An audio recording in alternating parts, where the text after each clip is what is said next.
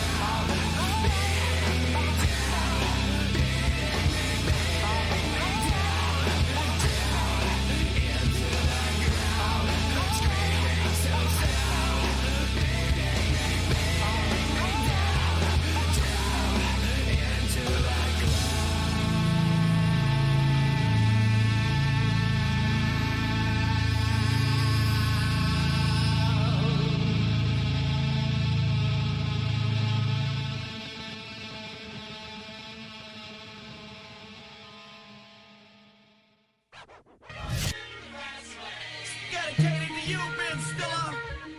You are my favorite motherfucker. I told you, didn't I? Drama makes the world go around. Has anybody got a problem with that? Yeah, my business is my business. Who's guilty? Can I get a witness? First things first, the chocolate starfish is my man Fred Durst. Access Hollywood license to kill a redneck fucker from Jacksonville. Bringing on the dumpster funk. A microphone machetes in the back of my trunk. Rockin' so steady with the he says, she says. And don't forget about the starfish navigation system. Don't hate me, I'm just an alien with 37 tons of new millennium. Dum diddy dum, where's it coming from? Mrs. Aguilera, come and get some. Oh no, which way to go? Through the dance flow, it's super stereo. Pay me no mind, I seen the Fight Club about 28 times. And I'ma keep my pants sagging, keep a skateboard, a spray can for the tagging. And I'ma keep a lot of girls on my bandwagon, cause I don't give a fuck living life in the fast lane. I'm just a crazy motherfucker, living it up, not giving a fuck, living life in the fast lane.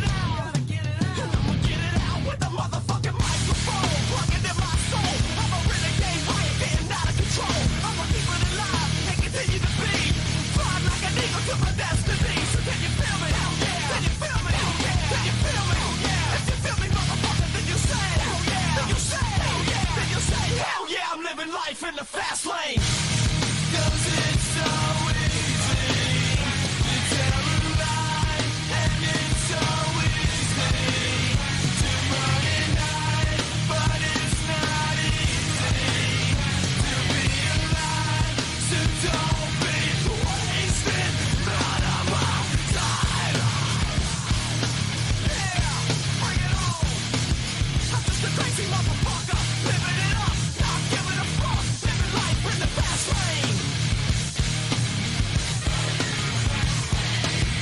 Another crazy motherfucker, living it up, not giving a fuck, in the fast lane. If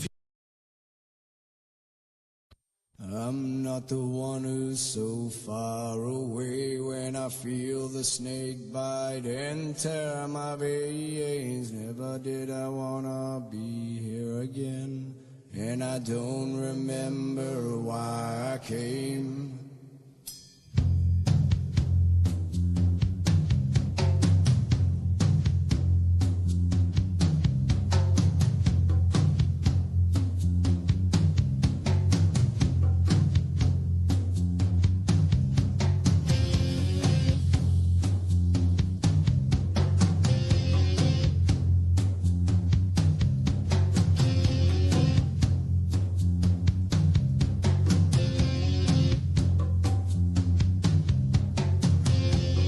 Candles raise my desire. Why I'm so far away. No more meaning to my life. No more reason to stay.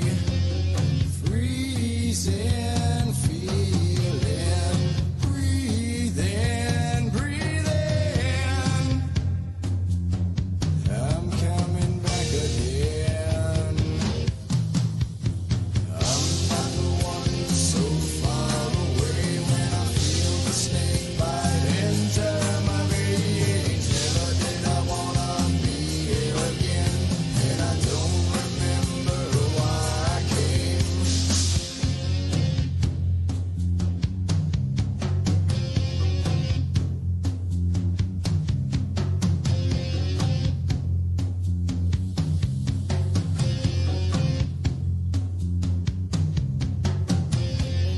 Hazing clouds rain on my head. Empty thoughts fill my ears. Find my shade by the moonlight. Why my thoughts aren't so clear. Demons dreaming, breathing, breathing. I'm coming back again. I'm not the one so far away when I feel the snake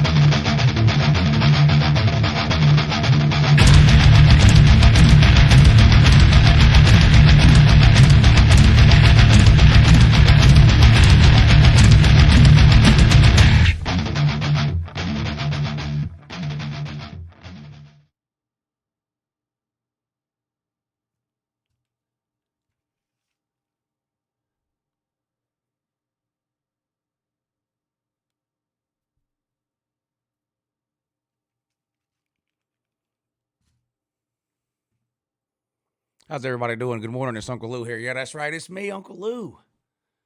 You unsubscribe the same way you subscribe, by the way. Welcome to Uncle Lou After Dark, the college football call-in show. Today's Thursday. I talk about the matchups coming up this weekend, including some starting tonight that I don't think very many people care about, but talk about them nonetheless. I seen a Georgia Southern fan on Facebook today begging Paul Johnson to come back and coach Georgia Southern. Boy, they must be falling on hard times down there. They must be falling on hard times down there if they're begging if they're begging Paul Johnson to come back. So it's a real shame, is what it is. A real shame. What are you going to do? How bad are they losing anyway? Let's find out. Ooh. They're losing 38-11 to something called South Alabama. Don't they play BYU this year?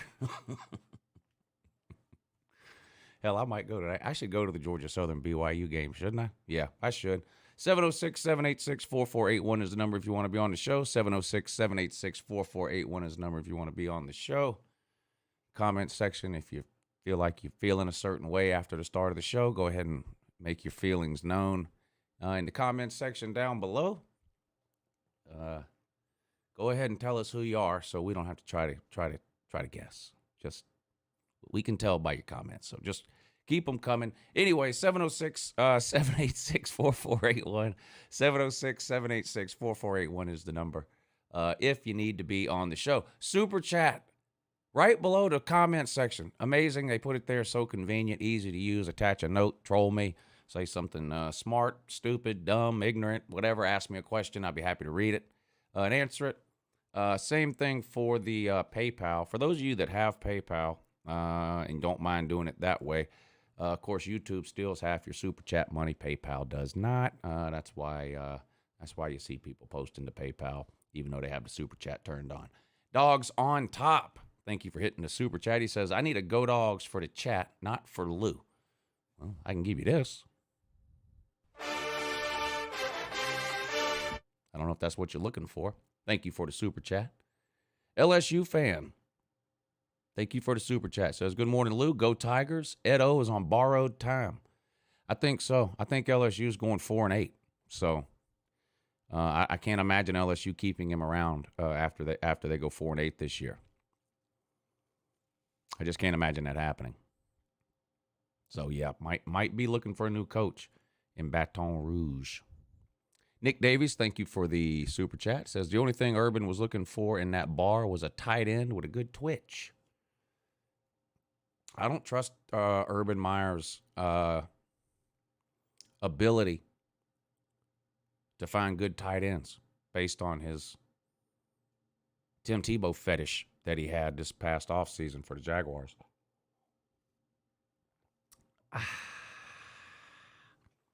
Anyway, I digress or regress, whatever the case. Guess we'll get right to the phones, see what you guys want to talk about today. Good morning, you're on with Uncle Lou. Hey, Lou, what's going on, buddy? How you doing? This is Andy. What's up? What's up, buddy? Hey, I want to talk little cats and dogs with you, but at first I want to say something about Texas A&M. What's that? Now, Texas A&M, well, if I'm a Texas A&M fan, which I'm an SEC fan, I'm a Kentucky fan, but I'd be frustrated. Seems like the whole offseason, Jimbo was worried about Bama. We're going to kick Bama's ass, all this stuff. Had his players pumped up for the Bama game, but he wasn't ready for the, 4, 5, 6 games before Bama. We'd have 3 teams in the SEC in the top 10 if you had the team focus on the other games. Yeah. You know what I mean? Yeah, it's inexcusable for Texas A&M to lose to Mississippi State. Now, Arkansas, I think, is a pretty good team. And they lost that game 20-10 in a game where I believe that was Calzada's first start ever. I know he played a lot the week before because Haynes King got hurt in the first quarter, but I believe that Arkansas game was either I think it was his first start, might have been his second, but in any case, so I give him a break on the Arkansas game for that reason. Arkansas being good and quarterback sort of being forced into a starting role that he wasn't expecting to have. But Mississippi State's just a bad team. They're just not that good. That's just reality. They're not a very good team. And losing that game at home the week before Alabama, it was inexcusable. I do think Texas A&M is a talented team, but for whatever reason, like you mentioned, it didn't come together the first 5 weeks of the season, and then last week they show up and whip Alabama. So it does make it look like maybe they spent too much time preparing for Week 6, like you said, and not enough time preparing for weeks 1 through 5. Yeah, that's what I think. The mentality of the whole team, you know what I mean? Right. But other than that, let's get on to the big game this weekend, my Cats versus your Dogs. I mean, I'm a realist. I like to see my boys pull the upset, but our 2 top defensive linemen are out. That hurts. Yeah. And we ain't got enough wide receivers or weapons. I mean, I hope he can pull the upset, but I doubt it. You know what I'm saying? I mean, I don't think we ain't got enough firepower, and just I don't know if it's going to happen. Well, I think Georgia's a better team. Kentucky, there's always a chance, and I think Kentucky has a chance. I think the 2 biggest things working against Kentucky in this game, 3, including the injury situation you mentioned. So the injuries along the defensive front. Number 2, the game is in Athens at 3:30 game day. This would be a big advantage. A game like the Florida game, if you play them in Gainesville, who knows how it goes? I mean, it is a huge advantage, especially in the SEC, to play at home, So Absolutely. I think that gives 100. the Dogs a pretty good advantage here. And then the third thing is Kentucky's problem with turning the ball over.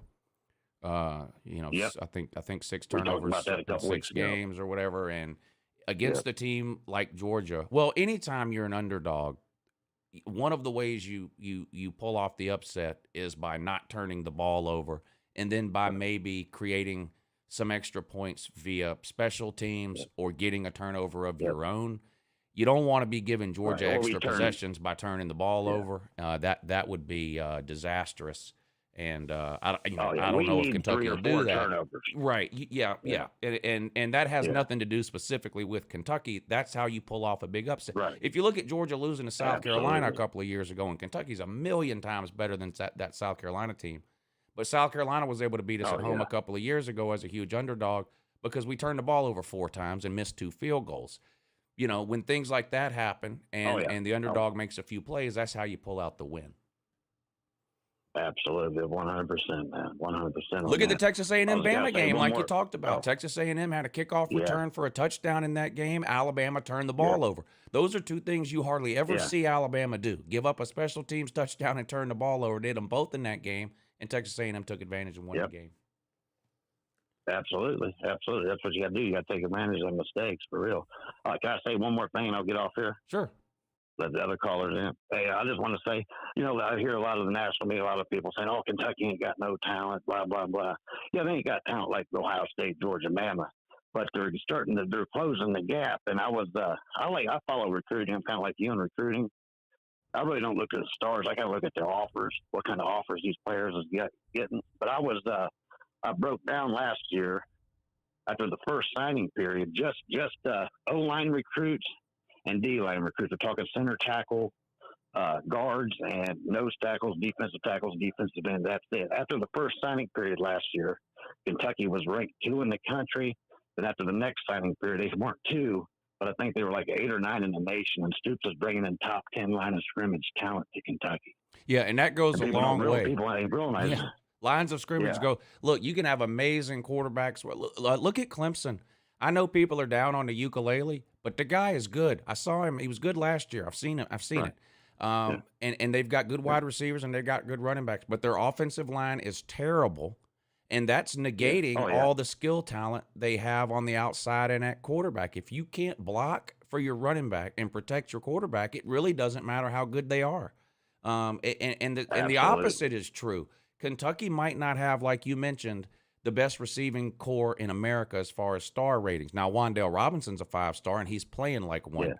But your running backs are what they are. They both play well. But Kentucky on both lines of scrimmage, and Kirby Smart said in his press conference this week that the Kentucky game is the most physical game Georgia has played each of the last 3 years. And he's referring specifically to Kentucky's offensive and defensive lines. Absolutely. Yeah, Stoops can develop on linemen for real. Wait till Stoops finally gets a quarterback one year.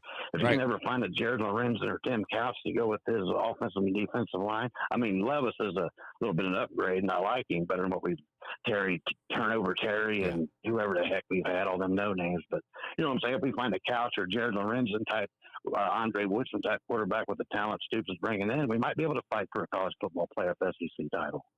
Yeah, I mean, people laugh when they hear that about Kentucky, but Kentucky's likely to go 11-1 this year. I mean, they're going to be favored in the rest of their games after this week. So, 11-1 is not going to, in second in the East, probably not going to be good enough to get into the playoffs, but it's going to be a New Year's Six bowl.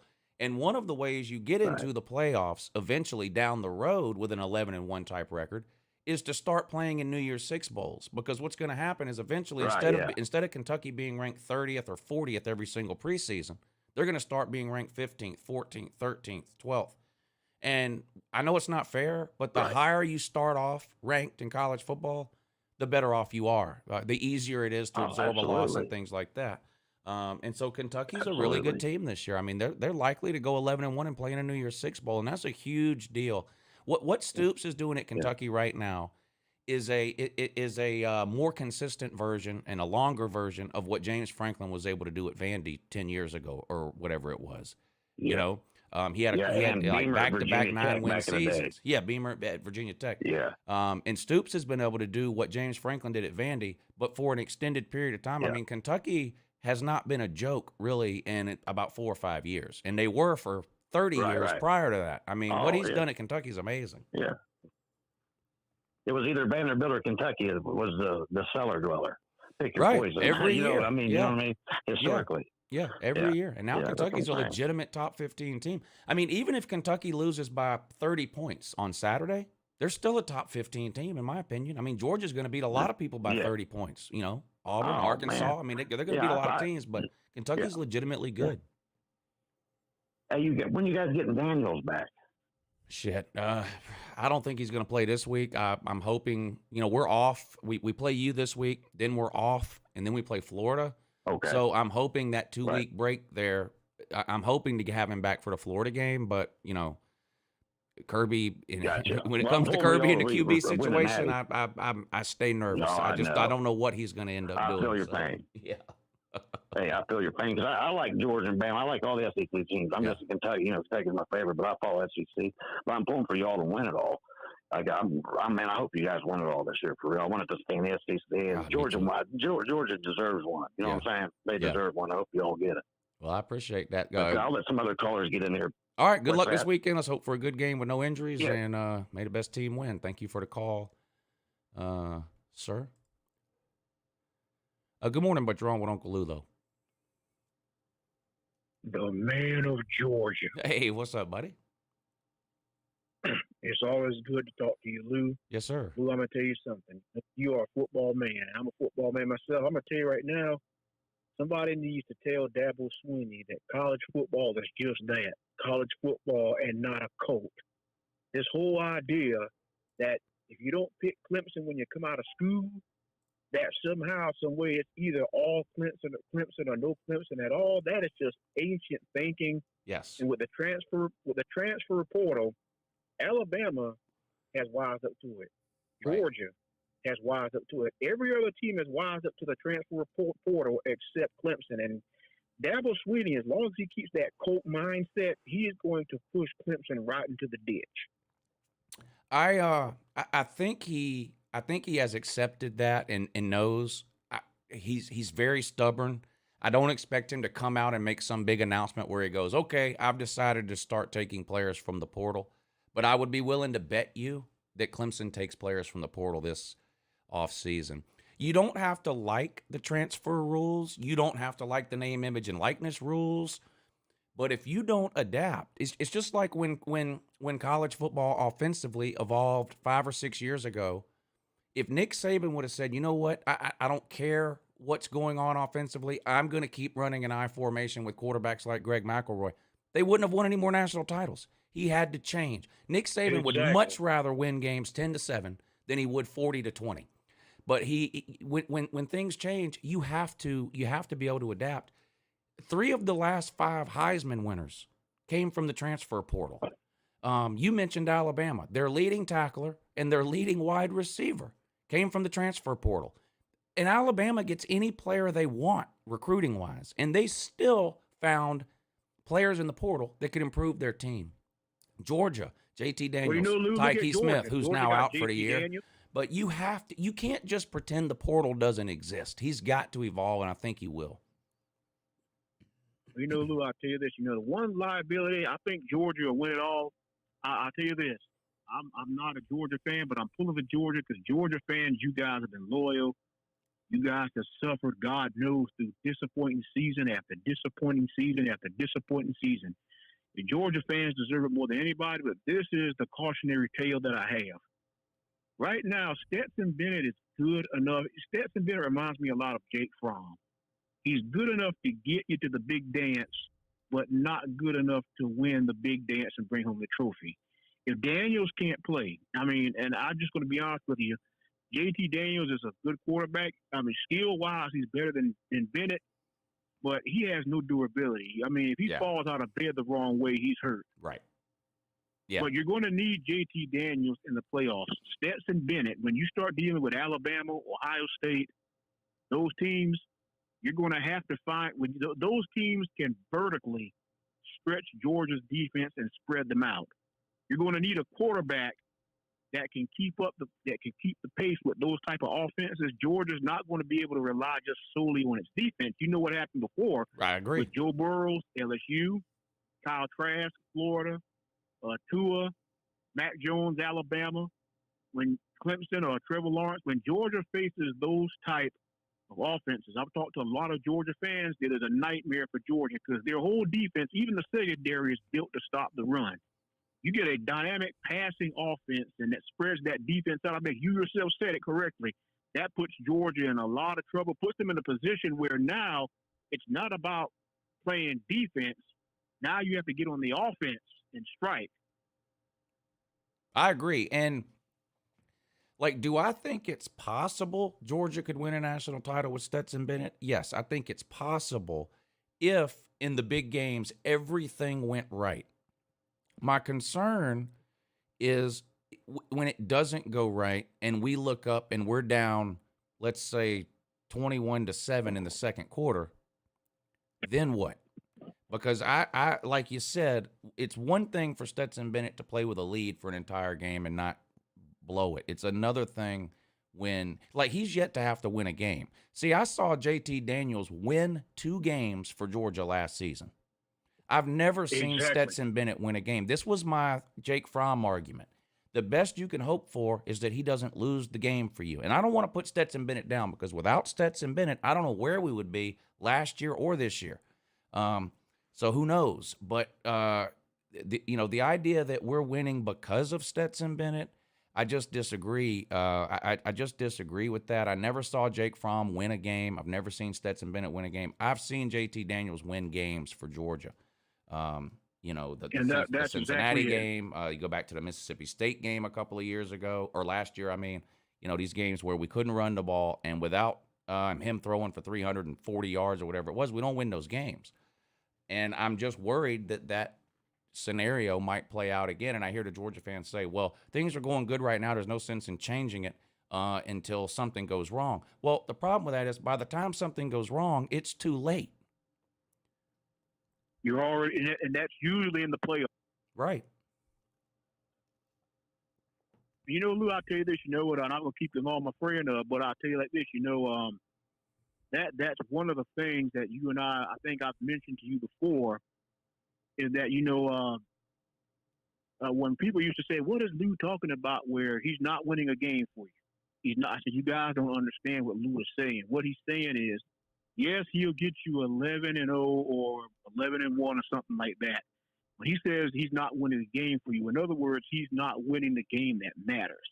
Playoff national champion. Yeah. So one more question, Lou. Well, it's like with Jake Fromm. Jake Fromm. We go on the road. His freshman year, we beat Notre Dame 21-19 or 23-21, whatever it was. Jake Fromm was something like 11 of 30 for 140 yards. We won the game. Jake Fromm didn't win that game. Like, Stetson Bennett throwing for 90 yards against Arkansas. We won the game 38-0. Stetson Bennett didn't win that game. You don't win a game throwing 70 yards. And I'm not knocking Stetson Bennett by saying that. He called the plays the coaches told him to call or whatever, and we ran the ball and it was working, so that's great. I just don't know that Stetson Bennett can go out and beat an Alabama in the SEC championship game, an Ohio State or an Oklahoma in the playoffs with those type of. I love our defense. I don't think we're holding Ohio State, Oklahoma, or Alabama to 7 points. So you have to ask yourself, can Stetson Bennett score 30 points against one of those teams if he needs to? And I don't know if he can. I don't know that he can. Let me tell you one more thing, and I'll be out of here. Sometimes me and my friends debate about this.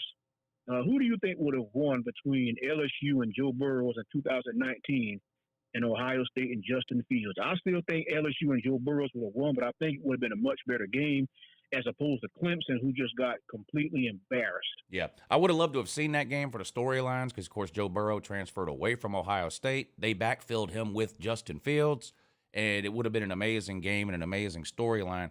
LSU, I think, was clearly the best team that year, and I think LSU would have won. But I do, it probably would have been a better game, yeah. Now, Lou, I'll tell you what, I really believe if Georgia blows out Kentucky this weekend, and I can tell you this, Georgia is probably winning the national title because on both sides of the ball, Kentucky's going to probably be, Kirby said it himself, the toughest, most physical team Georgia has faced all year. Yeah. It wasn't Arkansas, and it wasn't Auburn. I think Auburn is overrated with Bo Duke Nix. Bo Duke Nix is the problem with Arkansas. I've never been a believer in Bo Nix from the first game he started 2 years ago in Auburn. I don't think he's a great college quarterback. I think he takes too many ridiculous chances. He has a Brett Favre mindset with about half the talent. He wants to run around and create and draw up plays in the dirt and scramble around 20 yards backwards and then sling the ball behind his back downfield. And it would drive me nuts if Bo Nix was my quarterback with the way he plays. Hey, thank you for the call. I'm gonna have to let you go. The lines are backed up. I'm sorry, but to hang up on you there, but I do have to get things moving along here. Thank you for the call, though. Good morning. You're on with Uncle Lou. Good morning, Uncle Lou. It's Kevin here. Yeah, good morning in that. Hey, everybody. What's going on? First off, I wanted to say, oh, yeah, they're typing it up. Typing it up. That's right. Anyway, obviously, you heard about Tyke. That's, I'm sure. Yeah. Obviously, I mean, I'm sure you saw. Yeah, very unfortunate. It's bad because you lose an All-American and all, but the only good news out of it is he wasn't even playing anyway. Right. We were doing pretty good, with Barini and Chris Smith pretty much taking over. They've done good. So, anyway, I remember seeing your video on JT Daniels. I'm done too. I don't even pretend he exists anymore. It's unbelievable, this guy. Listen, I don't know how severe the injury is, but my God, come on. Come on.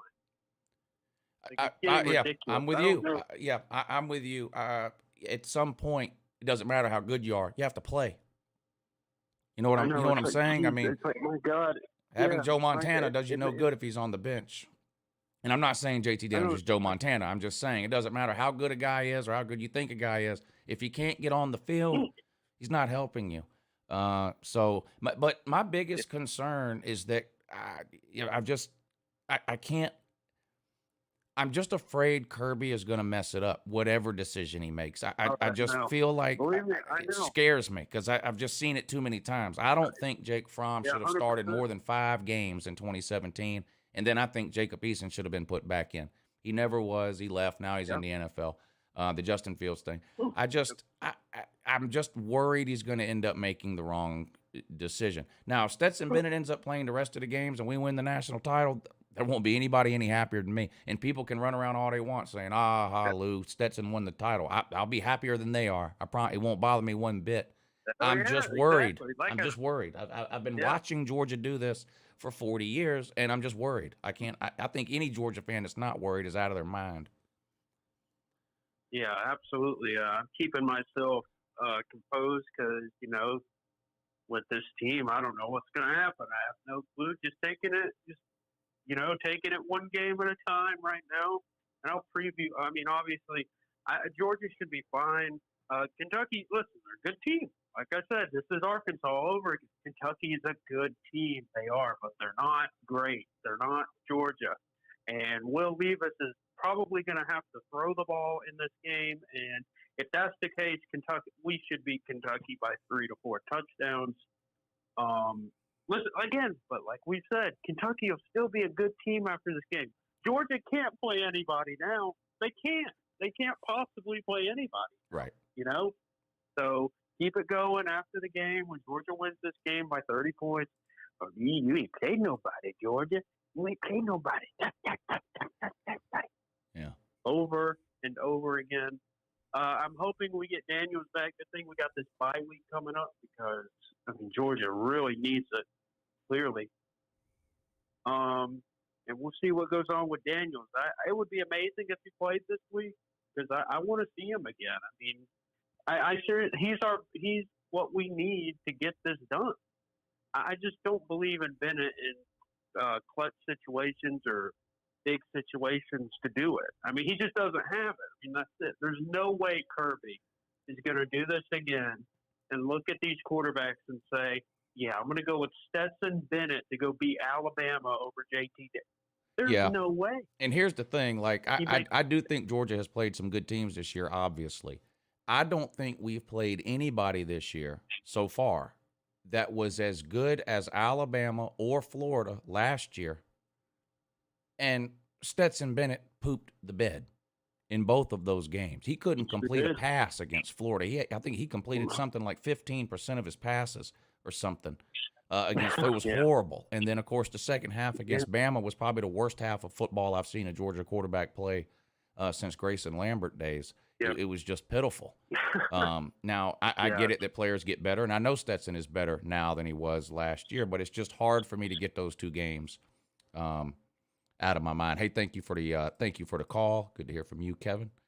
Rhino, thank you for hitting the PayPal link, sir. I really appreciate that. Very generous as usual, sir. I hope you're enjoying your week. Oklahoma's got what I think is an interesting game this week. I wonder what you think about it. I think they'll win, and I think Spencer Rattler is gone. Obviously, I think it's going to be Caleb Williams' show the rest of the year there. But I'm curious to watch that Oklahoma game just to see how Caleb Williams does, knowing he's the starter. Should be interesting.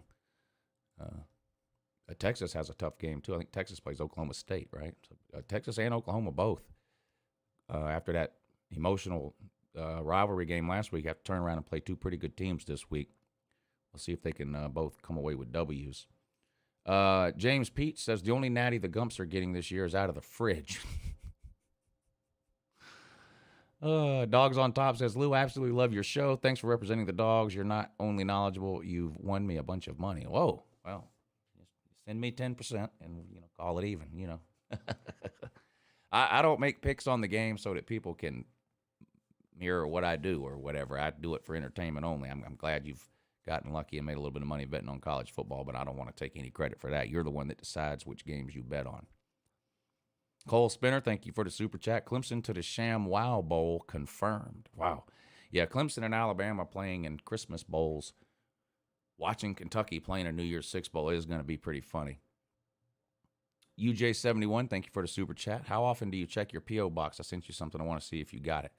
Normally, I check it once a week, but I did not check it this week. So maybe I'll go by there tomorrow. I better go by there tomorrow because if it sits in there for too long and I don't go get it, whatever it is you sent to me, they'll send it back to you. So I will go by there tomorrow.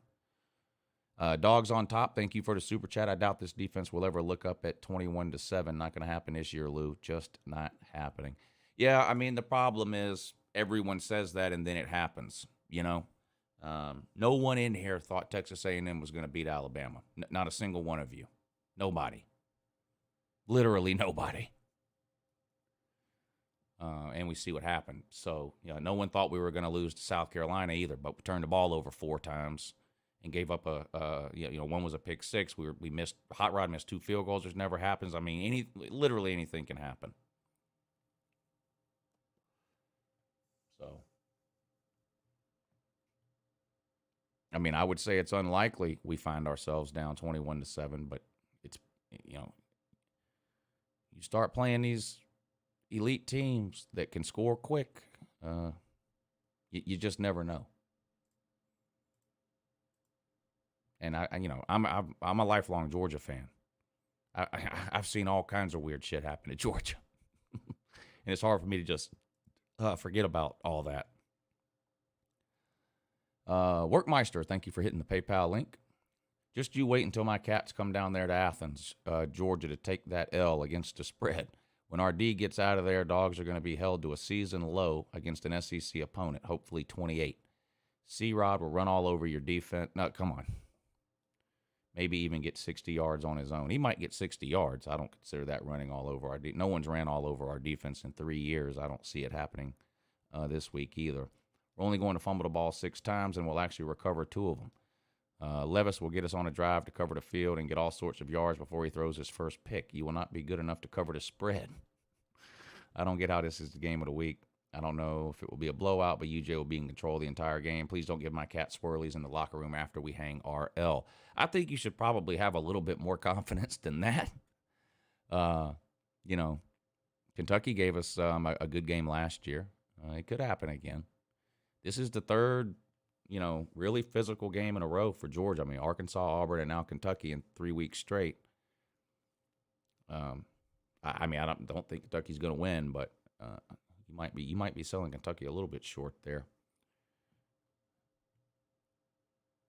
The spread on this game is difficult. Like, I think 23 is a tough number. I've got to bet on the game with $100 with somebody in the comment section for $100. I have Georgia minus 23, but I'm not all that confident. I was much more confident the last couple of weeks about Georgia covering the spread than I am this week. Much more confident. Good morning. You're on with Uncle Lou. Hey, what's up, brother? Hey, what's up? What's up? Before I get started, man, so Tyke Smith tore ACL is what I'm hearing? Yeah, done for the year. Well, what the hell? Because I checked, the roster, 2 hours ago on ESPN. They said he was good, so I guess he was walking out of his dorm room and tore his ACL. Yeah, it must probably happen in practice today, I would assume. Apparently, they didn't update it.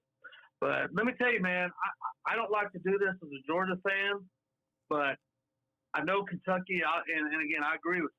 They're a good team, but all the stuff that I've seen and read, and I'm going to talk some mad shit.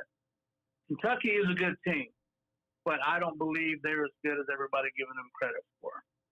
I watched highlights, looked at their schedule. They go into South Carolina and barely beat South Carolina. They talk about how this offensive line is very physical, and Kirby's even admitted it. But they said the same thing about Arkansas, right? And now I saw a couple, and people talking about how Arkansas, their offensive line that he's done an amazing job of what they had. Like, they're not that talented. Well, all of a sudden, Kentucky's offensive line are world beaters, and I'm not buying that for a minute.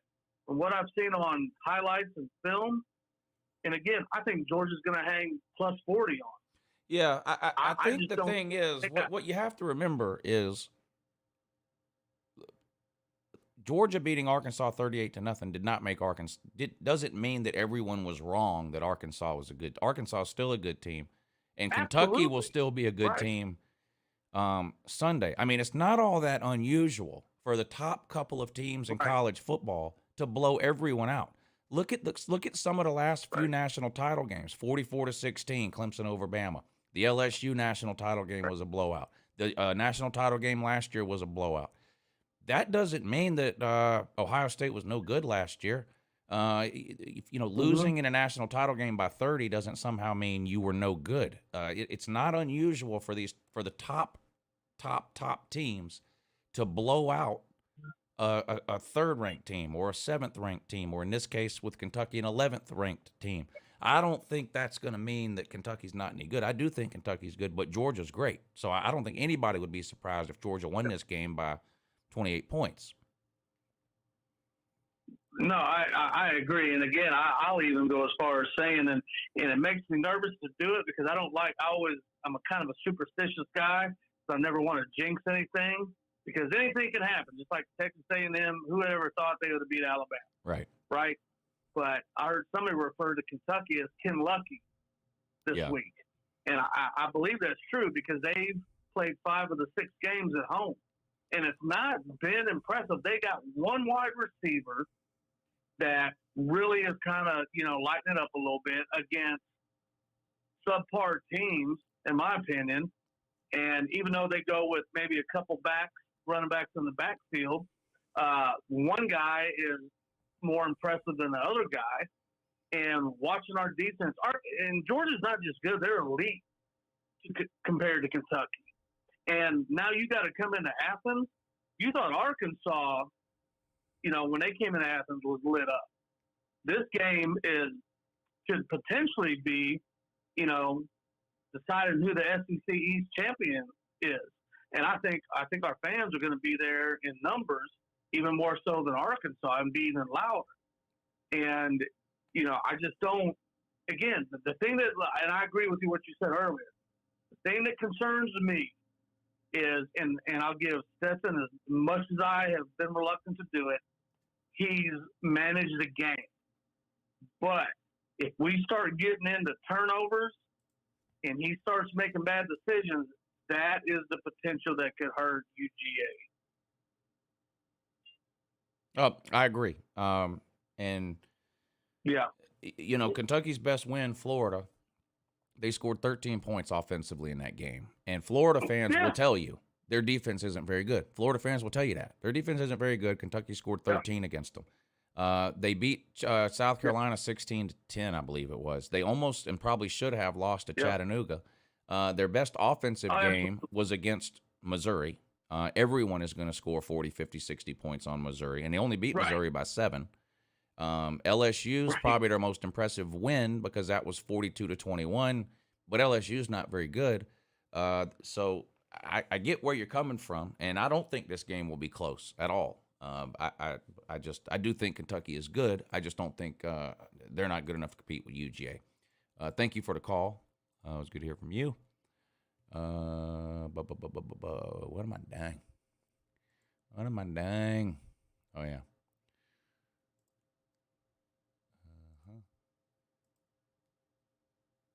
Yeah, good morning, but you're on with Uncle Lou, though.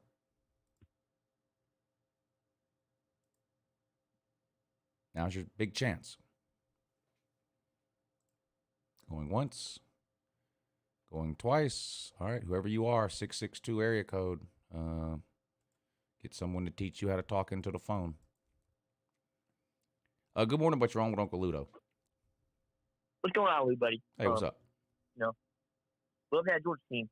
Great squad. But I think Kentucky Wildcats, they're going to roll Saturday. They're going to roll, and you're going to be very surprised when you watch the Kentucky Wildcat team play. Oh, yeah, I'll be shocked. This game's anywhere. You're going to love it. I got a score prediction right here. 42-21, Wildcats roll. Man, all right. Well, they're coming to Athens. They shock the world. 3:30 p.m. Eastern time. Be there. I'll be there. I will be there. I mean, I'll be here, but good luck with that score prediction, and good luck getting your shoes Velcroed in the morning. Seems like that's going to be quite the challenge for you there.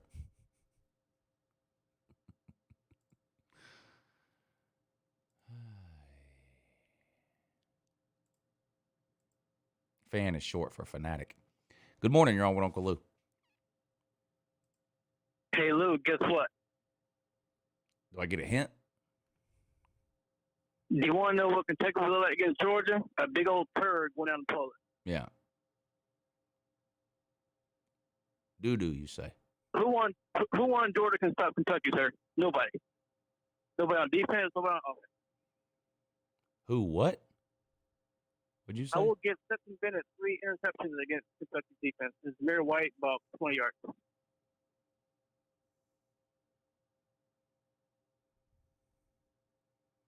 You have anything intelligent to say? Yes, sir. Kentucky 48, Georgia 3. Thank you for the call. Oh, boy, Kentucky can't wait for basketball season. Apparently, it's clear these people have no clue about college football. Good morning, y'all. Uncle Lou. Hey, how you doing, Uncle Lou? I'm doing great.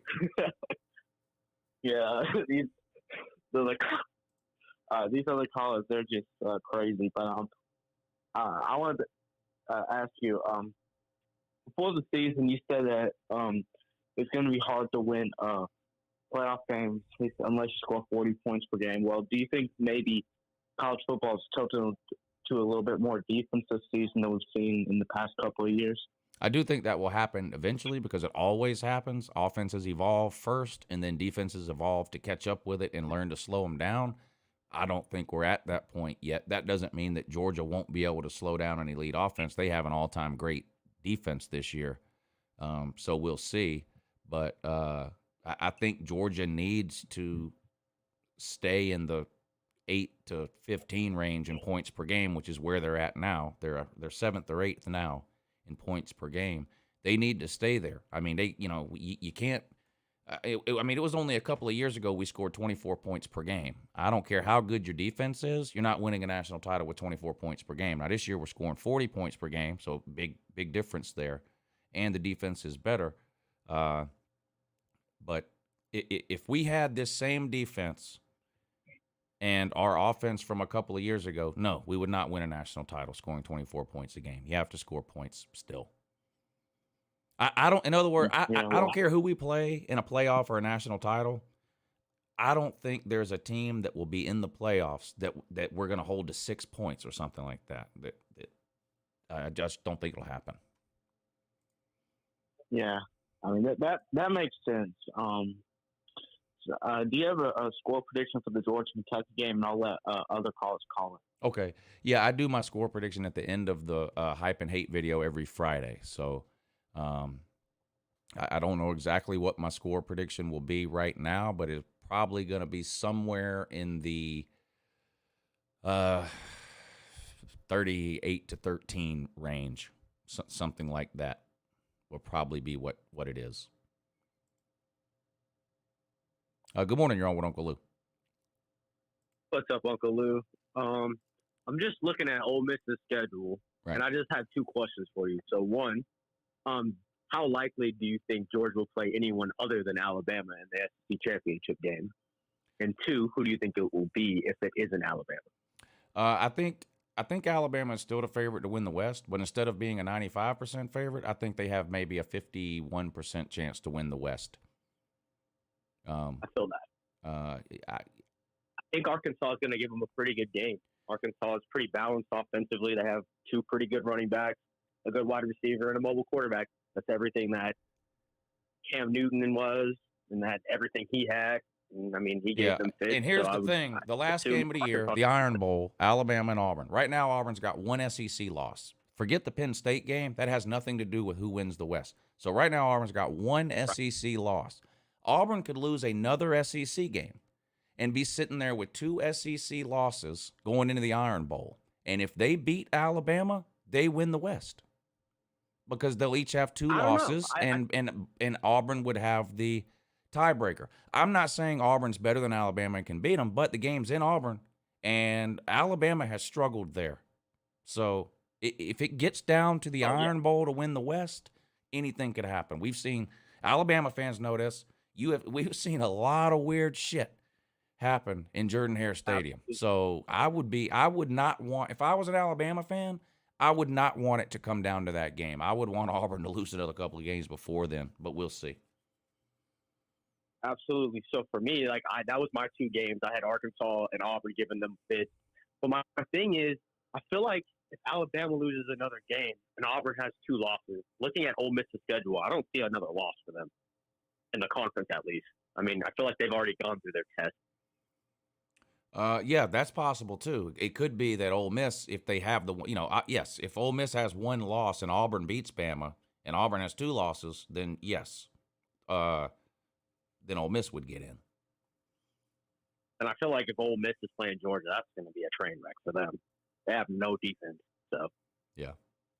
that would be terrible. Yeah. And, Lane Kiffin, will probably go in with the same game plan that he went with Alabama and just give us field position the entire game. Right. So, yeah, he never learns. Work out for him. That guy never learns. He loves going for it on fourth down and doing onside kicks halfway through the third quarter for no reason. Thank you for the call. It was good to hear from you. Give me one elite offense that will give Georgia a game. I don't know what you mean by give a game. I mean, I can just name the elite offenses in college football: Ohio State, Oklahoma with Caleb Williams. I still think Alabama's offense is really, really good, even though I question their offensive line. They've got good skill players, and I think Bryce Young is going to continue to get better. I mean, we have to remember he's still only started 6 games. He's going to probably get better as the season goes along. I don't know how much better that offensive line can get, but I mean, Georgia has the best defense in college football. No one has to try to convince me of that. But teams score points against elite defenses every single year. So we'll see. We'll see.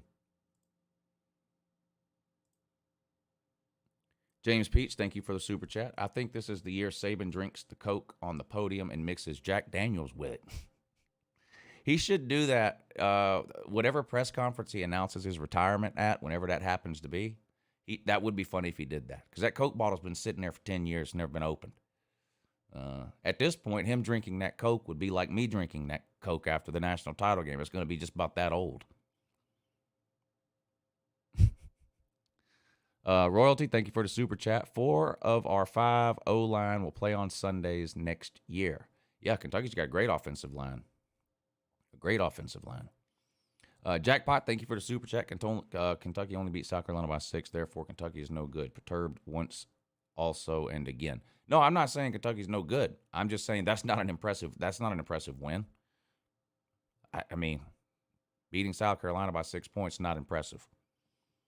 If Georgia only had Joe Tarashinsky, Joe Cox, and Bryce Ramsey at QB, who would you want to start? All of them are shit, but I'm just curious. God. I would probably take Joe Cox out of those 3. That's sad, ain't it? King Ryan, thank you again. He says, Kentucky beating Georgia is more likely than Chess Hall getting a full-time job.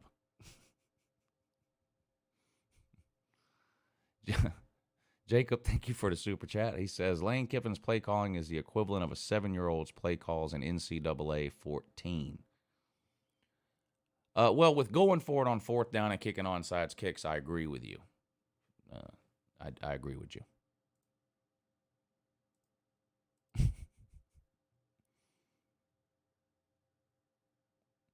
No love for Lane Kiffin around here today, huh? Lane Kiffin will get a warm welcome this weekend in Knoxville, won't he? They love Lane Kiffin in Knoxville, don't they? I'm sure he won't get booed or anything like that. Mike Vick says, I'm going to be on college game day Saturday. Well, congratulations.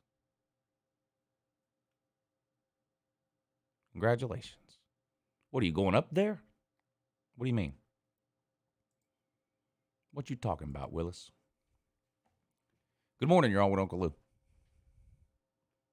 Okay, yeah. So my team is Tennessee. Sorry about that. I was wondering, I know, it's kind of depressing. But, yeah.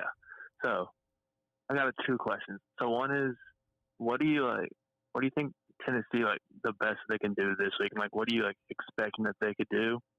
And the second question is, this rough 4-game stretch that they have, what do you think? Because in my opinion, I think that the best they can do is 2-2. But I'm more cautiously optimistic about the game this week. I'm more confident they can win against Kentucky. But then South Alabama and Vandy are easy wins for us, in my opinion, the way that we played so far this year. So I just want your opinion on how Tennessee could do this 4-game stretch. I agree with you about South Carolina and Vandy. Right now, Tennessee is clearly playing better than both of those teams. The 2 tougher games, like you mentioned, are going to be this one, Ole Miss, and then the Kentucky game. I think Tennessee can beat Ole Miss. I think this is going to be a basketball score. Tennessee has played well the last couple of weeks offensively. I still think Tennessee has a lot of issues defensively, but so does Ole Miss. So this could be a 55-48 type of game. I mean, I don't think that would surprise anybody. The over/under is 81 points. So they're expecting both teams to score around 40. So I think it's going to be a track meet game. If Tennessee wins this game, they might win out, because one of the things that Tennessee has been lacking for 10 years is confidence.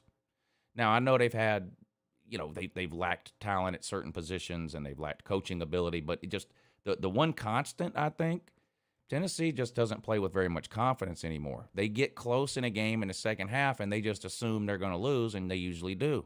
You look at the BYU game, you look at the Georgia State game, look at the Pitt game, all these games that end up being close in the end. Tennessee's the type of team that finds ways to lose them instead of finds ways to win them. If Tennessee wins this game against Ole Miss, because this is the best team, I mean, Ole Miss, whatever you might think of them, is a lot better than Missouri and a lot better than, who's the other team you beat the bejesus out of? I think it's South Carolina. Yeah. So, easily Ole Miss is easily going to be the best offense we play, and Matt Corral's easily the best quarterback on our schedule. So yeah, and Ole Miss's defense is not as bad as it was last year. It's definitely better than Mizzou's defense, for example, who I think has the worst defense in the SEC. But I think Tennessee has a chance to win this game. The fans have an opportunity to have a big impact in this game. It's a night game, and I don't think Tennessee fans have been as excited for a home game as they are about this one since maybe 2016. Right, because I'm going to. When you beat Georgia and Florida that year, you had an opportunity to win the East. That was a pretty good year. It came apart at the end, and then 2017 was the 4-8 year, and it's just kind of been a mess since then. This is the biggest Tennessee home game in at least 4 years, and if Tennessee wins this thing at night on national TV, Checker Neyland, all that whole thing, I think that'll be a huge boost of confidence to Tennessee going forward, especially if Georgia ends Kentucky's hopes this weekend.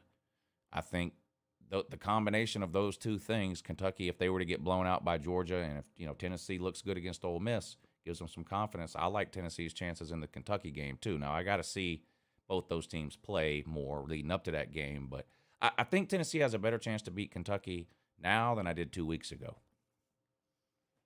Right, that's how I'm feeling. Yeah. Kind of like this week, I'm kind of feeling Tennessee's defense is a little more, like, they look better than they were supposed to this year since everyone transferred.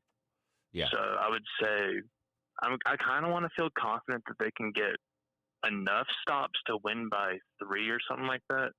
But I don't want to, put on the orange sunglasses and say Tennessee's going to win, because I want to see it happen in a big game first before I can say that Tennessee can actually go out and win a big game. And what if, think about this, most Tennessee fans point to Lane Kiffin leaving in the middle of the night as sort of the start of the bottoming out of Tennessee, because that puts you in the position where you had to hire Derek Dooley, and it's just been sort of, downhill since then. What if now Tennessee beats Lane Kiffin, and that signifies like some sort of for real turnaround? Not that Tennessee would make the playoffs next year, but what if this game symbolizes the end of Tennessee's kind of wandering through the desert for 40 years or whatever?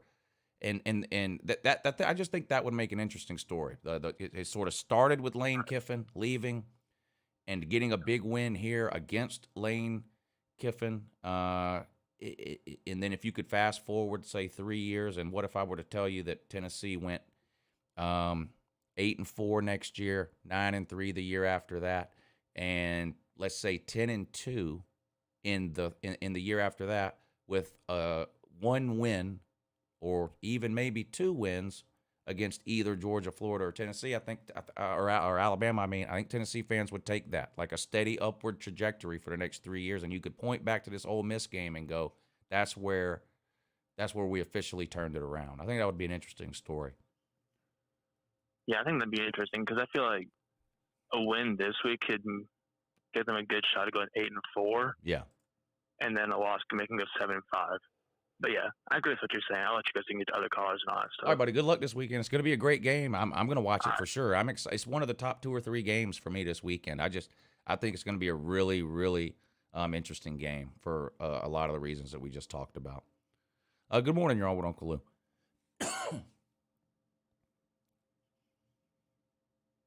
It's you. Go. Hey, Lou, how you doing? I'm doing great. How are you? Doing well. Good. I just had kind of like a statement and then a question. I believe that Kentucky is overhyped, and I believe their win over Missouri was not very impressive after, Tennessee went in there and had a good day against Missouri and also barely beaten, was it South Carolina by 6, I believe? Yeah. Yeah.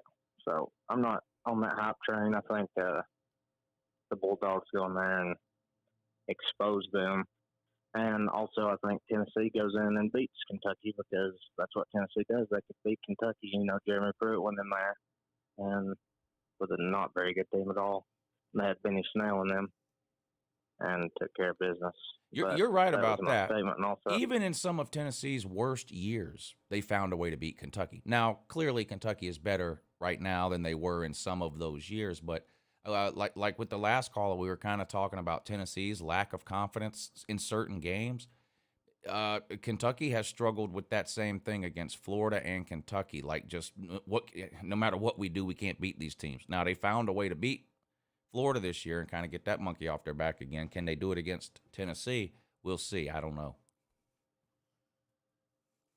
And the question I had was, I've been talking to some of my buddies, and it looks, and as a Tennessee fan, we hate to say this, but it looks like right now that you could just go ahead and cancel the games, let Georgia go into, where is the championship game, Miami? Is that where it's at? The national title game is in Indianapolis this year. Yeah, Indianapolis, okay. And looks like they could just walk in there, take it, and go to the house. I mean, the Texas A&M, they were nothing like, the predictions and everything. I remember watching your prediction on them about the Clemson game, or you thought that whoever won that game go perfect, and they wasn't anywhere near that. And that just kind of showed us, where Alabama was after losing that game, I think. Yeah, and I think we talked a little bit about this earlier. I think it's not crazy to think that Georgia's going to go undefeated and beat every team that they play by 30 or 40 points, because that's what most national title winning teams have done the last few years. There hasn't been a whole lot of competitive national title games since the Georgia-Alabama game in 2017. I mean, LSU won in a blowout. Alabama won in a blowout last year. It's not unusual for the best team in America to be way better than the second best team. We've seen it more times than not in the last few years. And then when that game's over in Indianapolis, Georgia's defense can just stay there and prepare for the combine, because they'll all be there next year, every one of them. Yeah. Well, I appreciate you taking my call, and good luck to y'all this weekend. Yeah, thank you for the call. Good luck to your team as well. Good morning. You're on with Uncle Lou. Hey. Hello? Hey. Hey. This is Trey from Troy. Great. I think Kentucky's going to.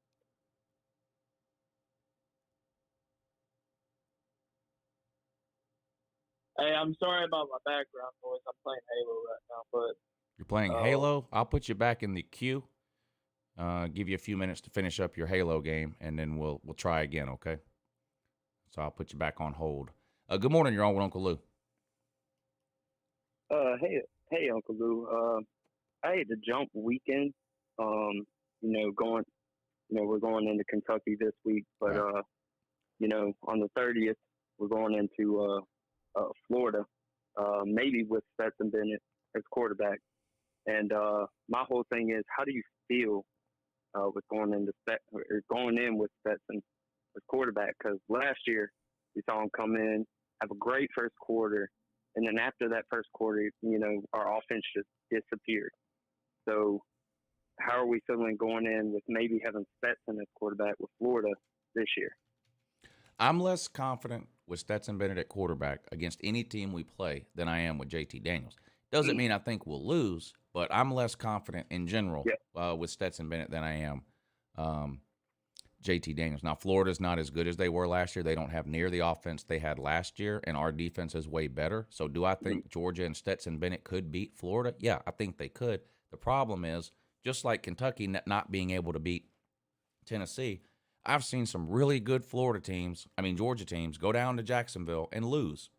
I'm 40 years old. Yeah. There's, I've seen a lot of weird things happen down there. So I always want to beat Florida by 40 every single year, and I'm always nervous we're going to lose every single year. No matter how good we are or how bad Florida is, that game always makes me more nervous than any other game because they've beat us so many times down there when I thought we had the better team. It's hard to be 100% confident about that Florida game for me every single year. Now, I don't act that way the week of the game because I never act that way. I have to do the hype and hate thing and all that. But if I'm being honest, that game makes me more nervous every single year than any other game.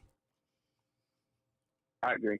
To me, it just seems like he's more composed and more calm coming into this year than he was last year. Yeah. Watching him and being able to control the ball, watching him go, roll out of the pocket and be able to do all this. He just seems more composed than he was last year. He's making less bad decisions for sure. Turnovers has always been a big problem for him. Even when he left and went to JUCO and played for an entire year in JUCO, he led America in interceptions that year. So he's always had kind of a gunslinger mentality. The problem is he doesn't have the physical size or the arm strength to be a legitimate gunslinger against legitimate teams, and we saw that last year. So Kirby, I'm sure, has been harping on him, and I've seen him do this a couple of times. I've seen him scramble and throw the ball out of bounds, whereas last year he would have tried to complete a pass somewhere. And no one likes incomplete passes, but that's much better than an interception. So I do think he has learned to that an incomplete pass is okay sometimes. And I think he's gotten better there. I agree. I mean, if you play 10 games or whatever that he's started now, you're going to get better. I mean, you can't help but get better with experience. But he's always going to be 5'10". I don't care how many games he plays. He's always going to be 5'10", and he's never going to have a Power 5 arm. Those things just aren't going to change. The best we can hope for with Stetson Bennett is that he makes good decisions and doesn't turn the ball over, and occasionally scrambles and picks up a key first down. That is something he gives us that we generally aren't going to get from JT Daniels. Stetson Bennett is more athletic and mobile than JT Daniels. I think the best throw I've ever seen him make was last week against Auburn when he made that pass to McConkey downfield. That's probably the best throw I've ever seen him make. Right, but what about the one he threw to McConkey before that? You see, this is the problem. The one he threw to McConkey before that, McConkey sat down Indian style, made a ham sandwich, ate it, digested it, shit it out, stood up, and still had to wait 10 seconds for the ball to come down. That should have been a touchdown too. That's true. And that's where his arm comes into play. With JT. Yeah, JT could throw it through the back of the stadium. Yeah. Exactly. We just need JT to be healthy. I mean, I don't know what's going on with him. It seems like I don't understand his injuries right now. It almost seems like if he gets a paper cut, he's sitting out. Well, here's what I do know. I agree with you, and we need to find and or develop a quarterback not named JT Daniels, because he's just, some players are this way. They're just injury prone for whatever reason, and obviously JT Daniels falls into that category. So you talked about looking forward to Florida. Look forward to next year. It's possible JT Daniels and Stetson Bennett both come back next year with Brock Vandagriff, Carson Beck, and now Gunnar Stockton coming in too. Now, I think Brock or Beck or both are going to transfer out after this year. We need another option not named JT Daniels. Someone needs to develop and become an option other than JT Daniels, because it's hard to go into a season with JT Daniels as the best quarterback on your roster thinking he's going to be able to play all 13, 14, 15 games, depending on how good you are and how many you play. We need another option not named JT Daniels and not named Stetson Bennett. I agree. Well, I appreciate you having me on, Uncle Lou. All right, buddy. Thank you for the call. We'll talk to you again. Next time. Good morning. You're on with Uncle Lou. Hey, Lou. What's up? It's Trey from Troy. What's up, buddy? I'm sorry. I got caught up in a match of Halo, but I appreciate you taking my call. Yes, sir. But anyway, who do you think is going to go down as Saban's biggest coaching rival ever, like when he retires? Gus Malzahn. Over Urban Meyer, Les Miles, Dabo. Yeah, Gus has beat Saban more than all those people. Yeah? Yeah. Gus has more wins against Saban than any other person alive. Wow. But what about, I think Urban and Dabo have, like, obviously won more in, like, bigger games. Like, they've won national championships over Saban, conference, or, like, Urban Meyer has won a conference championship over him. Like, do you think that? Yeah, but the problem is they just don't play each other Bowls? enough. He played Gus Malzahn every year for, 9 years?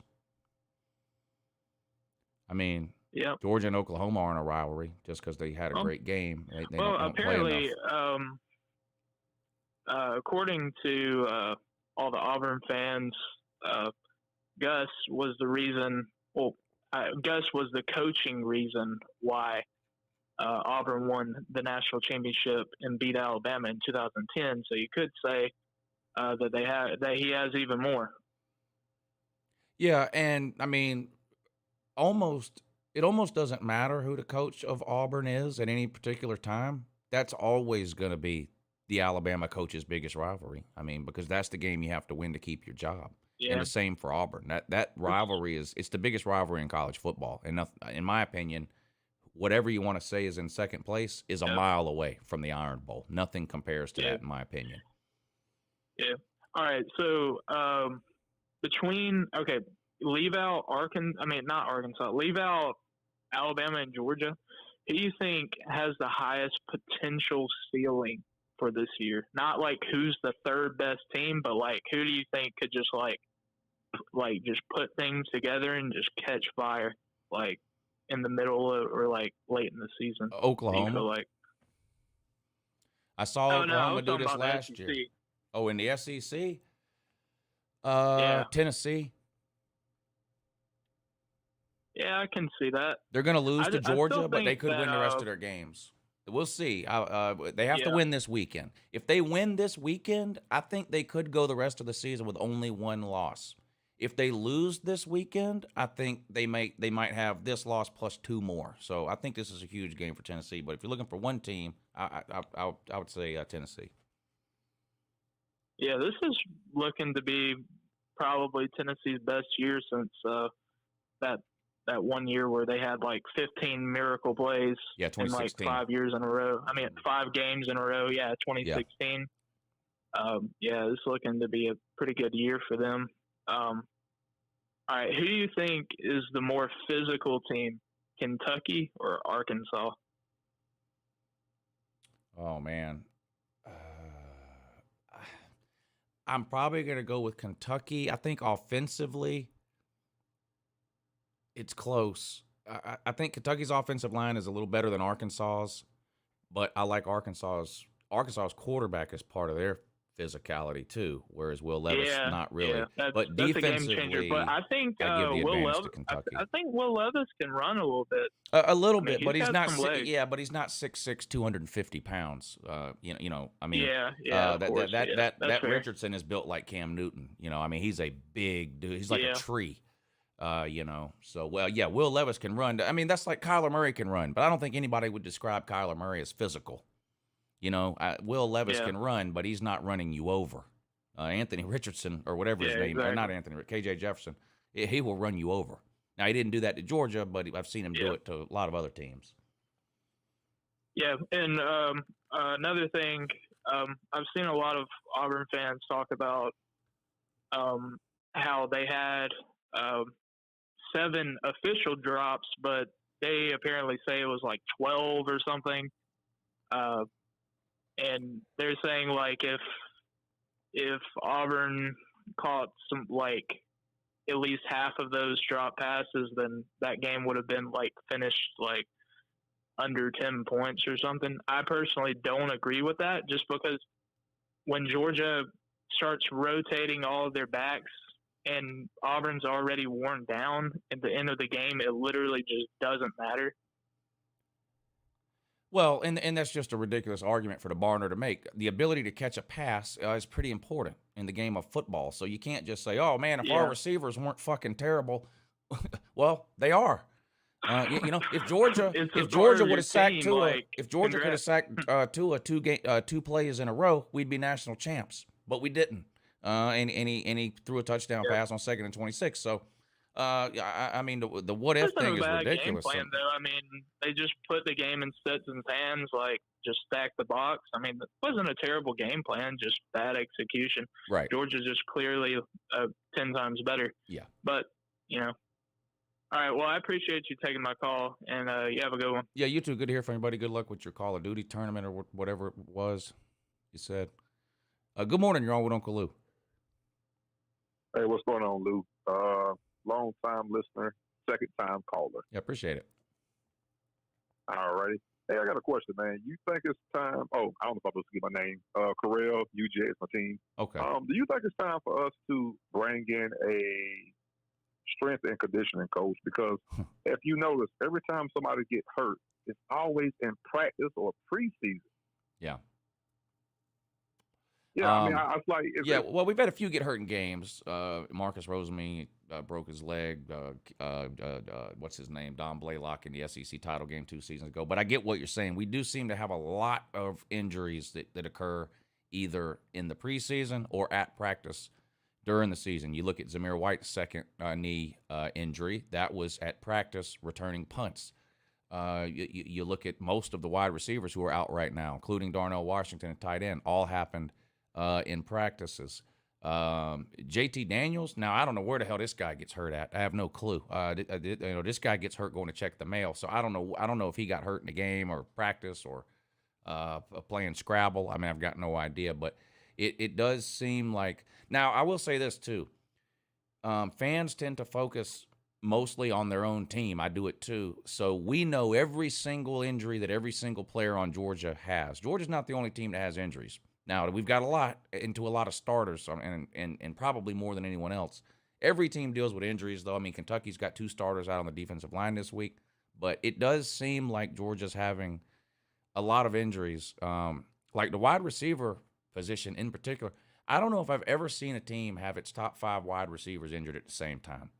I know I've never seen a team have its top 5 wide receivers injured at the same time and be 6-0 and ranked number 1 in America. That's never happened and may never happen again. Yeah. It does seem strange. Well, I'll say this.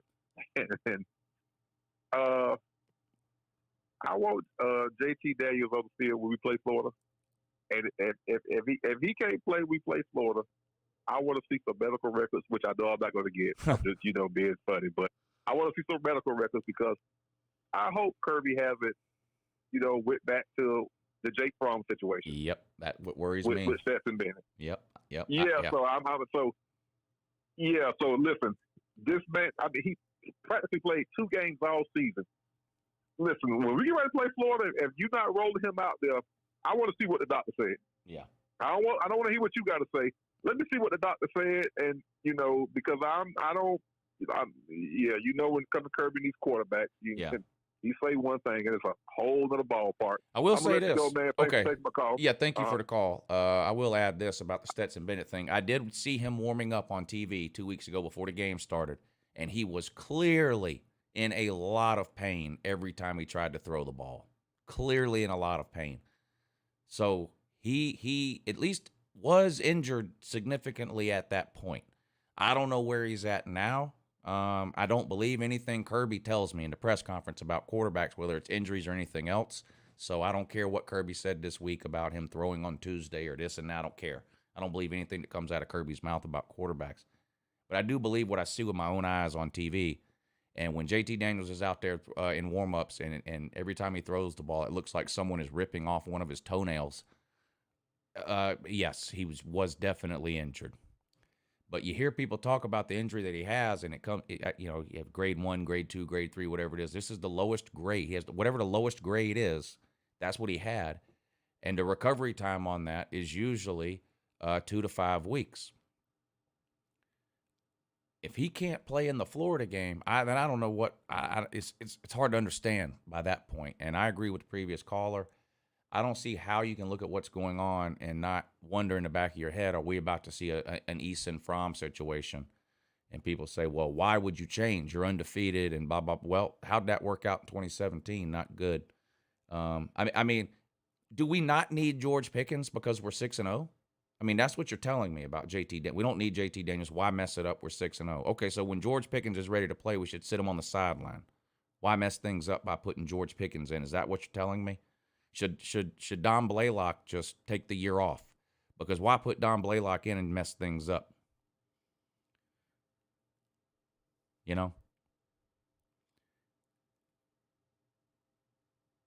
The best player should play when healthy. The best player should play when healthy. Kirby tells me all the time in his press conferences that quarterback is no different than any other position. We don't treat quarterback different than any other position. So I don't want to hear anything about, well, it's different with quarterback because that's the chemistry of it. No, I don't want to hear that. I don't want to hear that because Kirby has been telling me for 5 years that the quarterback is no different than the guard. So I want the best player to play. Good morning. You're on with Uncle Lou. Hey, Uncle Lou. What's up? Hey, the targeting call against Smoke Monday took him out of the game, right? Yes. Targeting always takes the player out of the game. Right. And then the announcers went on to complain about it.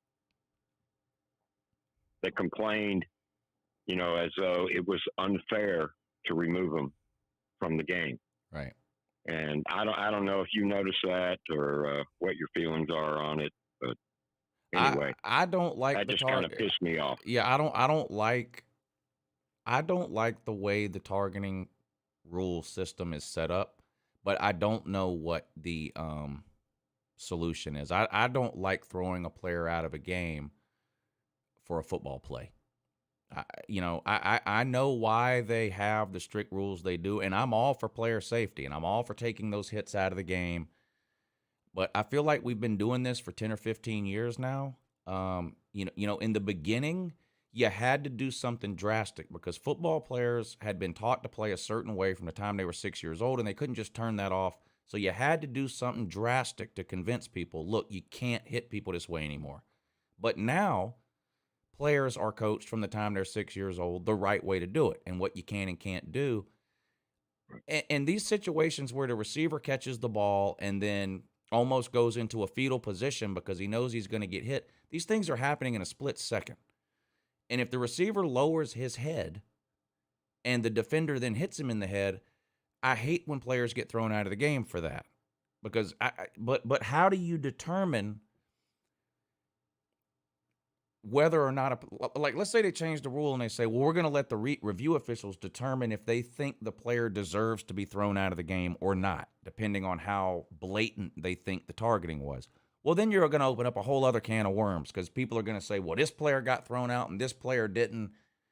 So I don't know what the answer is. Maybe they just stop throwing players out altogether. Maybe they make it in soccer, for example. And I know everyone hates soccer. I'll get this over with quick. If you commit a serious penalty in soccer, they give you a yellow card. If you get a second yellow card in the same game, you're thrown out. So maybe they do something like that. And you could even make it over the course of a season if you want. If you get a second targeting call at any point during the season, you're out the rest of the game. But throwing a guy out in the first quarter of a huge game like that, and it worked to Georgia's advantage here, that doesn't mean I like the rule. They need to come up with something different, in my opinion, rather than throwing all these players out of the game for one targeting. Now, somebody like James Skowski from Clemson, who's been kicked out of 6 games or whatever it is for targeting, I'm all for making the penalty more progressive every single time. Third targeting in a season, you're out 2 games or whatever. But throwing a guy out because he commits one targeting foul over the course of a season, I think is ridiculous at this point. Thanks.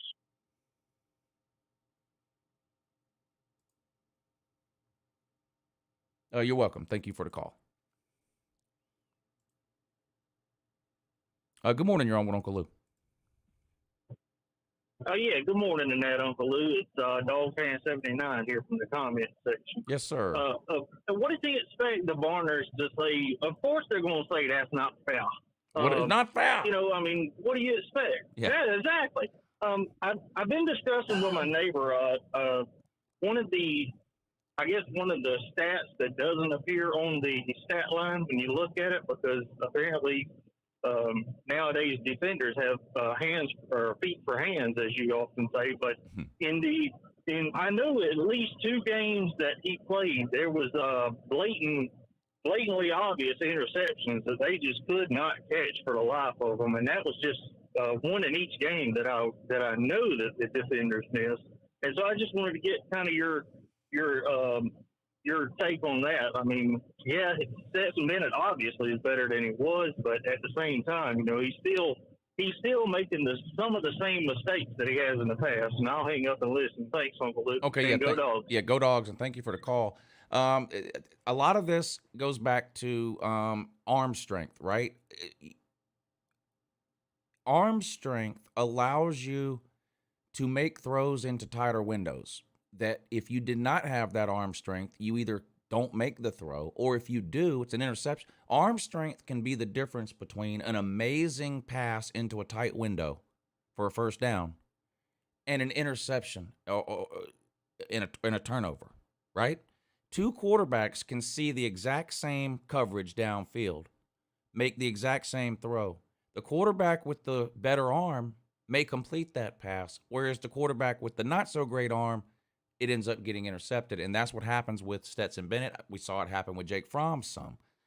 Go back and watch every single Jake Fromm game in his entire career at UGA and count the number of passes that he threw between the hash marks. It's not very many.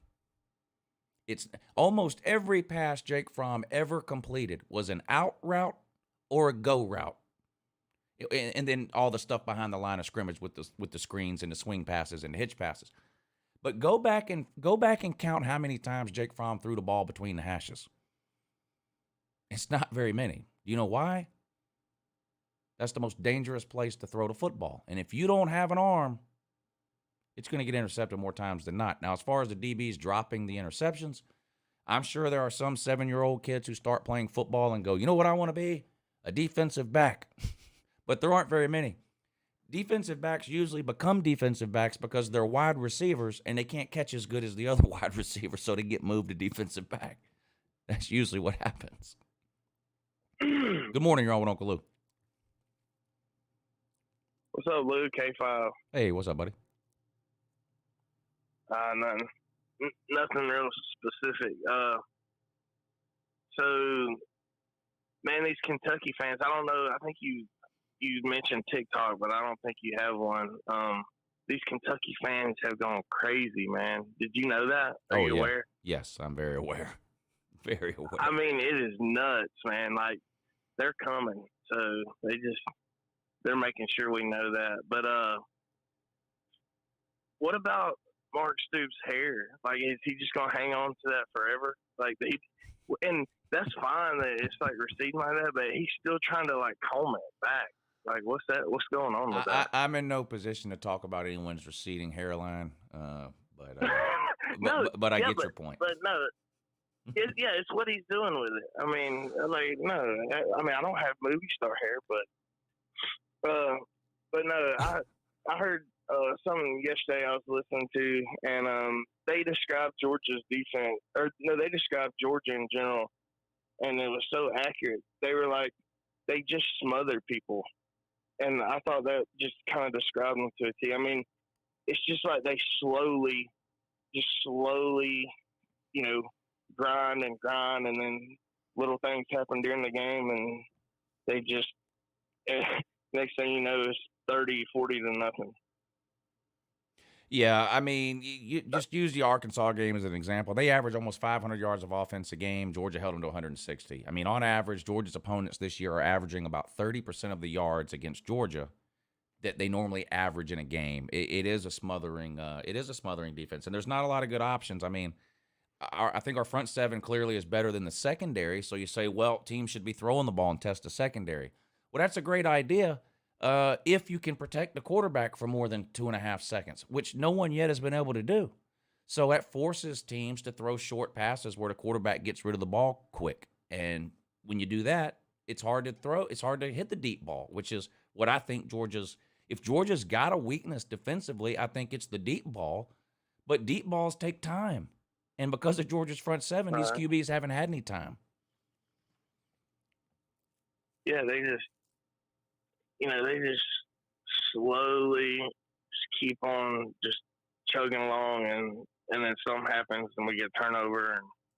And another thing, these Alabama fans, like, one of my vehicles has XM, and I listen to Paul Feinbaum sometimes on there. And man, they've lost it a little bit. They try. So when Alabama loses, they try to be so, like, have such great sportsmanship, and just, you know, right after the game, they're just hats off to whoever beat them, you know, A&M, just trying to be just such above everybody else. And then as the week goes on, I guess it sinks in. And this is every loss they have, which isn't much, you know, but then, like, they're just tore up, man. I mean, they lost a game, a close game. They tore up. They're not as good as they usually are. Like, I mean, because that's what everybody's saying. What happened a couple years ago, y'all better watch out because what happened last time we lost. Well, I mean, that's not the same team. Y'all aren't, like, for sure you're not that team. You're not as good as you were. Right. So I don't know. They've lost it a little bit. I mean, yeah, they're probably going to be right back in there, but who knows? Do you think Mississippi State has a chance? Well, we'll find out. Thank you for the call. It was good to hear from you. Let me get caught up on these super chats because I'm getting way behind here. James Peach, thank you, sir. He says, Mackenzie Milton said FSU could beat Cincinnati on Twitter. Well, he ought to have his Twitter privileges revoked. That's just ridiculous. Christian Rash, thank you for the super chat. He says, Kentucky's going to run the ball the entire game and run the clock out. And when the game's over quicker, that will make them win. At least that's what I've been told. I mean,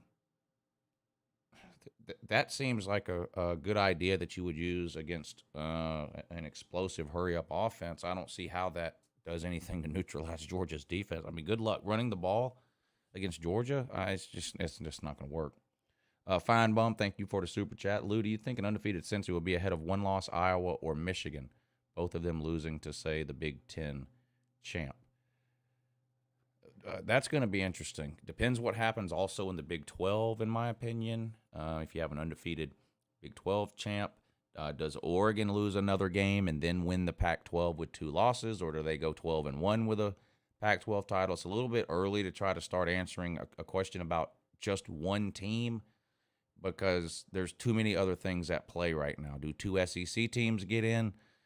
Do they not get in? Does Alabama win the West? And, you know, what do you do if Alabama runs the table, goes 11-1, and beats a 12-0 Georgia by 3 points in the SEC title game? Do you somehow keep Georgia out? which is probably what would happen if you put Cincinnati in. I mean, it's going to be interesting to see what happens. It's going to be interesting, but it's a little early to try to take guesses at all that, I think. James Peach, thank you for the super chat. Trey smoking that Reggie Ball Kush. He sounded like he was deep into it, too. But Halo is a serious game, so I'm sure he needed that to relax himself. Scotty Belcher, thank you for the super chat. Royalty, thank you for the super chat. Will Levis isn't 6'6", 250. He's just 6'4", 235. Yeah, he's not KJ Jefferson, period. I mean, have you watched KJ Jefferson play, and have you watched Will Levis play? Will Levis is nowhere near the runner that KJ Jefferson is. I mean, it's just a fact. That is just a fact, sir.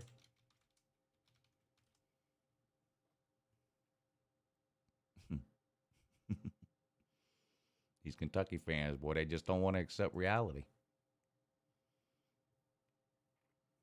He's 6'3", 222. He's not 6'6", 250. If you don't think there's a difference between 6'3", 222 and 6'6", 250 at the quarterback position, then I don't I guess I just don't know what to tell you. You know? He's got 160 yards rushing in 6 games. So what is that? 25 yards a game? Amazing. Jesus Christ Home Slice, thank you for the super chat. I'm a Bama fan, but I think the Alabama-Mississippi State game is going to be closer than expected. When Alabama plays at Mississippi State, the games are usually close. Expect more freshmen to play after the bye week. Expect more freshmen to play for Mississippi State? I don't know how good of an idea that is. Put a freshman out there for the first time against Alabama, but we'll see. By close, I mean Alabama will win 42-21 kind of score, not a 52-0 type score that some people are expecting. Alabama has some serious issues. More freshmen will play after the bye week.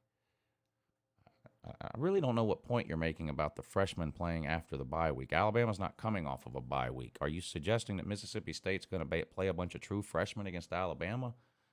Nothing would make Nick Saban happier if that's what you're saying. But what do I know?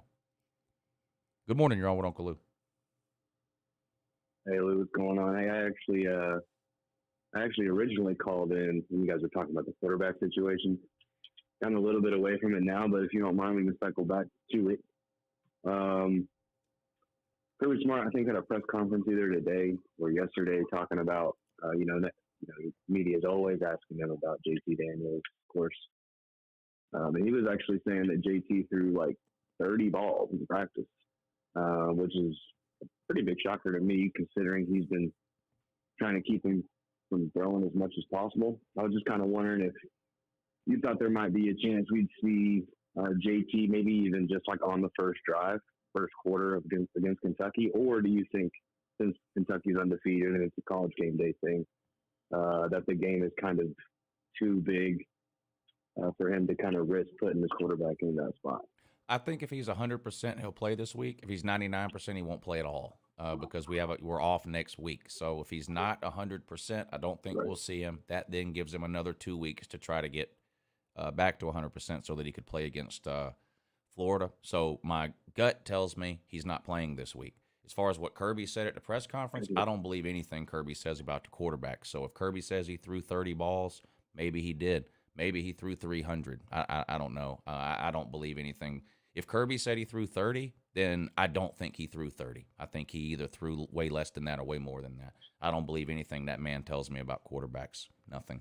I could have sworn, I haven't heard much about it this year, but I could have sworn, I know you know who Jeff Sentell is, probably the guy who goes around recruiting and some of the other Georgia media guys. I could have sworn that there used to be a time, at least in Georgia football, where there was specific times set aside for the media to actually watch the practices and then be able to report on it later, certain days, maybe certain times of the day. But I just haven't heard anything like that recently, especially this year. Maybe I'm just not paying close enough attention. That's normally where I would normally get like my intel, right, on the injury status of players. Yeah. But I'm not getting anything like that this year. Are you? There was 1 week a few weeks ago where all of those same people that you're talking about all made YouTube videos, the Georgia media people, Leggy, all those people, where they had been allowed onto Georgia's practice for the first 15 minutes of practice. And the reason they all made videos about it is because it's the first time they had been allowed at any practice since about halfway through the 2019 season, 2 years ago. So, no, typically they're not allowed there at all. Okay, well. Because everything's a government secret with Kirby. Everything's a government secret. Right. Kirby. Yeah, and that's, I know he probably doesn't give a flying shit about what his fans. No, watch. If you've seen think Kirby's about, press how he conferences, deals. if there's anybody that hates the media worse than Nick Saban, it's Kirby Smart. Kirby Smart, his disdain and disrespect towards the media and all that is pitiful, in my opinion. I mean, they're just doing their job. Now, I don't think they're very good at their job because they never press Kirby on any answer. There's never a follow-up. They ask some generic QB question. Kirby gives a canned answer. You know what Kirby's answers are to the questions the people ask before they even ask them. And they don't follow it up. Well, I understand that, but you said that last week, and what about this? And they don't ever do that. They're scared to death of him. Well, it's that, and it's also the fact that they're not coming up with new questions or not wording questions differently than they did before. So they're asking them literally the same questions. Right. What's the status on JT Daniels? What's the status on JT Daniels? Exactly. What's the status on Don Blaylock? And then whatever he tells them, they just go, okay, what do you think about Kentucky's offensive line? I mean, it's the same, it's the Kirby's press conferences are a waste of time. We're halfway through the season, and I thought kind of by now I would hear something. I knew I wouldn't hear anything about George Pickens, his status at the beginning of the year. I haven't heard anything by the middle of the year. And he's a junior this year, by far one of the best, if not the best receiver, not only in the conference, but in the country. But I'm kind of wondering if we're ever going to hear anything, not necessarily about his injury status, but if since he has to sit out all year, if he's planning on coming back next year, or if he's just so good of a receiver that scouts are looking for him to come back and just start playing in the league. He'd be a first-round draft pick. That's been a question of mine. If he doesn't play a single snap this year, he'll be a first-round draft pick next year. The only thing coming back would maybe get him into the top 10. George Pickens traveled with the team to Auburn this past weekend, but only because Dr. Andrews was in town. And so they took him to see Dr. Andrews in Auburn, and they had his knee looked at again by Dr. Andrews, but they didn't say what Dr. Andrews said. He's been running routes in practice, but not against a defense. So he's not taking hits, but he is running routes, which is better than just running in a straight line, which is what you do first. First, you have to run in a straight line in rehab on a knee. Then you start running routes. So he's been running routes for a few weeks, and he went to see Dr. Andrews in Auburn this past week to check his knee out, but I don't know what Dr. Andrews said. If we see George Pitt, my guess is, okay, look at it this way. Kyrus Jackson has been available to play since week 1. He returned punts against Clemson. How many catches have you seen him make this season? Maybe 2 all season, and both of them not even 5 yards down the field. All right, that's my point. So let's say George Pickens dresses out against Florida, but doesn't play. And then the next week he dresses out and he plays 2 snaps. The season will be over before George Pickens is ever catching passes. I would put the over-under right now on the number of catches that George Pickens has this season. I would put the over-under at 10, and I would take the under. Kyrus Jackson has been back for 6 weeks and can't get and plays 5 plays a game. So even if Pickens comes back now at that pace, look at how they're treating Kyrus Jackson at that rate. When is George Pickens going to do anything significant? Eventually, teams are going to figure out that he's only over there as a decoy. If you're never throwing him the ball. So I'm not relying on George Pickens. I hope I'm wrong, but I'm not counting on George Pickens to come back.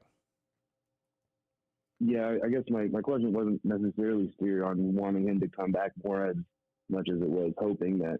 Right. He's the most electric player that Georgia's had since Gurley, the best receiver we've had since Green. Yes. So obviously any Georgia fan is going to miss him, but I guess it was really more steered towards wondering if you also thought he might want to come back next year, if at all his draft ratings would drop it off for him not playing all year. But I know you got a lot of callers. I'll let the next guy in line give you a combo. Last thing I want to say is Stetson Bennett is the best backup quarterback in America, and there's no question in my mind about it.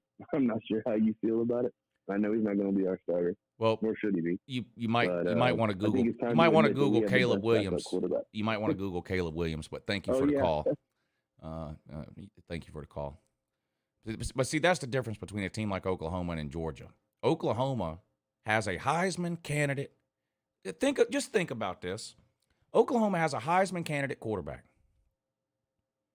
It's been there for 3 years? His third year there? They're undefeated. They sit his ass down and put a freshman in. And what do you know? He's good. Now look at Georgia. We were force-fed Jake Fromm for 3 straight years while Jacob Eason and Justin Fields sat on the bench wasting away because Kirby didn't have the balls to put the more talented player in. And the same thing is happening now with Brock Vandagriff. What do you think? Brock Vandagriff was committed to Oklahoma at one time. What do you think would have happened this season if instead of having Caleb Williams, Oklahoma had Brock Vandagriff? Does anybody think that Brock Vandagriff would have got put into that game last week against Texas and looked like shit? No. Brock Vandagriff would have got put into that game last weekend against Texas and lit it up, just like Caleb Williams did. But we may never see him start a game at Georgia. Just let that sink in. And don't even get me started on Alabama benching Jalen Hurts for Tua, Clemson benching Kelly Bryant for Trevor Lawrence. This is what elite programs do. They play the best player, not the best player that happens to be from South Georgia. Good morning, y'all. You're on with Uncle Lou. Hey, how's it going, Lou? It's going great. Zach. Hey, I guess I want to touch up on one thing. You talked about Kirby's interviews, and yeah, they are a little frustrating to watch. But I mean, you're talking about the answers or the questions actually that these guys ask. I mean, you got to think it's got to be a little frustrating for him that they ask the same old question. So I assume he gets he has that that kind of lets that frustration out on him a little bit, but. I mean, it kind of makes sense, with you're talking about, holding everything close to the vest. I mean, I wouldn't think it's like a government secret, but he's got a lot of. Obviously, we've got a lot of weapons. I mean, we've got a lot of guys out for injuries, but at the same time, we're still kicking ass with backups. And that. So, I mean, you got to think he might be trying to keep people on his toes. Winning with backups is not a reason not to play your best player. Who's wide receiver 2 right now for UGA? Who? What was that again? Who's wide receiver 2 for UGA? Assuming Ladd McConkey is wide receiver 1. Who's wide receiver 2? Well, I mean, Jermaine Burton would be the next one. He hasn't played in a month, sir. He hasn't played in a month. I'm asking you right now. Did you watch last week's game? Who was wide receiver 2? Crap. I only got to watch little excerpts. Justin Robinson. That day. Justin Robinson, who is Matt Landers in disguise. He's absolutely horrible. And he's our second best wide receiver. Should we keep him because we're 6-0? Oh no, I agree that we should. He's definitely, horrible. Put someone else in the game. Oh yeah, no, I mean I'd take Kearis Jackson or anybody else over that. But I mean I will say though, I mean I personally like the Ladd McConkey story. He's. Ladd McConkey is a legitimately good wide receiver. Ladd McConkey is one of those 3 stars who was overlooked in high school. Ladd McConkey will be getting significant playing time at UGA for the next 4 years, regardless of who else we get at wide receiver. He's not Justin Robinson is just terrible. Ladd McConkey is good. He's going to play whether Pickens comes back, Kearis Jackson, Blaylock, Jermaine Burton. Ladd McConkey is going to get his playing time. Same with Brock Bowers. These are legitimately good players. but Justin Robinson is terrible. So what I want to know is Don Blaylock tore his ACL 15 months ago. Where is he? 15 months. You could have a heart transplant and be back in less time than that. What is going on? I agree with you on that one. It's a little frustrating to watch. I mean, I assume every Georgia fan's in the same boat, wanting answers as far as some of these injuries, and it is a little frustrating. And I guess the worrisome thing is we've got these guys like McConkey and that who stepped up, but what happens when one of those guys go down? We're going to have to rely on Robinson and everything else. And at that point, I think with the whole Stetson Bennett, the whole quarterback situation, we lose receivers like McConkey or something happens with Bowers or Burton or whoever. Well, I mean, Jermaine Burton's been out, but I mean, any of these guys that have stepped up, I mean, we're probably going to be hurting on offense. I agree. We got to get some of these people back. I mean, the season is half over, and these people are on a milk carton. Thank you for the call. Good morning. You're on with Uncle Lou. Hey, Lou. This is Cody B. It's been a while since I got to call in, but how you doing, buddy? Doing good. You? I'm pretty good. I was wanting to talk to you about kind of circle back to the media with, I think it was like 2 callers ago. I was talking about the media. That was the biggest thing for me this year as a Tennessee fan is I actually got away from that and stopped letting them get me all gassed up about what's fixing to happen and all this crap and trying to sell me a bad bill of goods. But I think not buying into that. I'm actually not too terribly disappointed with how we're playing right now compared to what I thought we would be this season. It's good to see them actually come out and compete, and I wanted your opinion on that. Talking about Kentucky?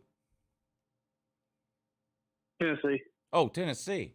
Yeah, they look better offensively than anybody thought they would look. I still have a lot of questions about them defensively. I mean, I think Ole Miss is going to score 40. So I don't know what the plan is for Tennessee this week, but I'm assuming it's to win the game 55-48 because that's likely going to be what the score is one way or the other. I think Tennessee has surprised some people offensively the last couple of weeks. They're still going to lose to Alabama. They're still going to lose to Georgia. But if they beat Ole Miss, they could win the rest of their games, including Kentucky. Yeah, and I kind of think about like the Missouri and South Carolina game. Kind of like I think about like what you said about when Georgia beat Clemson, about half of a Georgia team going and beating Clemson. I realize that Missouri and South Carolina aren't, excellent wins, but they were blowout wins, and that was with half of the Tennessee team. So, I mean, I feel like that does carry some weight, and that's something to be proud of.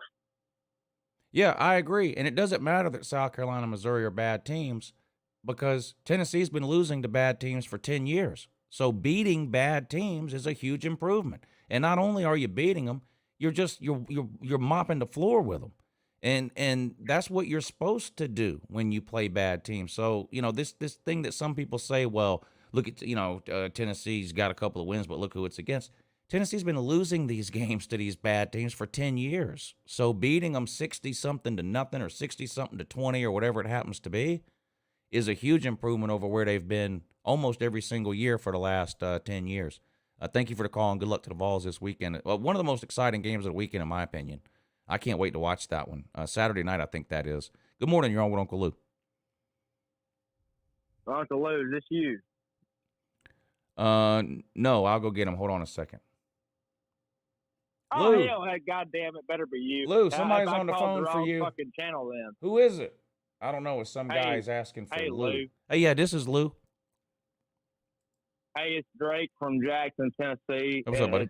I know you're like, oh, my God, 2 Tennessee fans in a row. I called you last week. It was my first time getting through to you.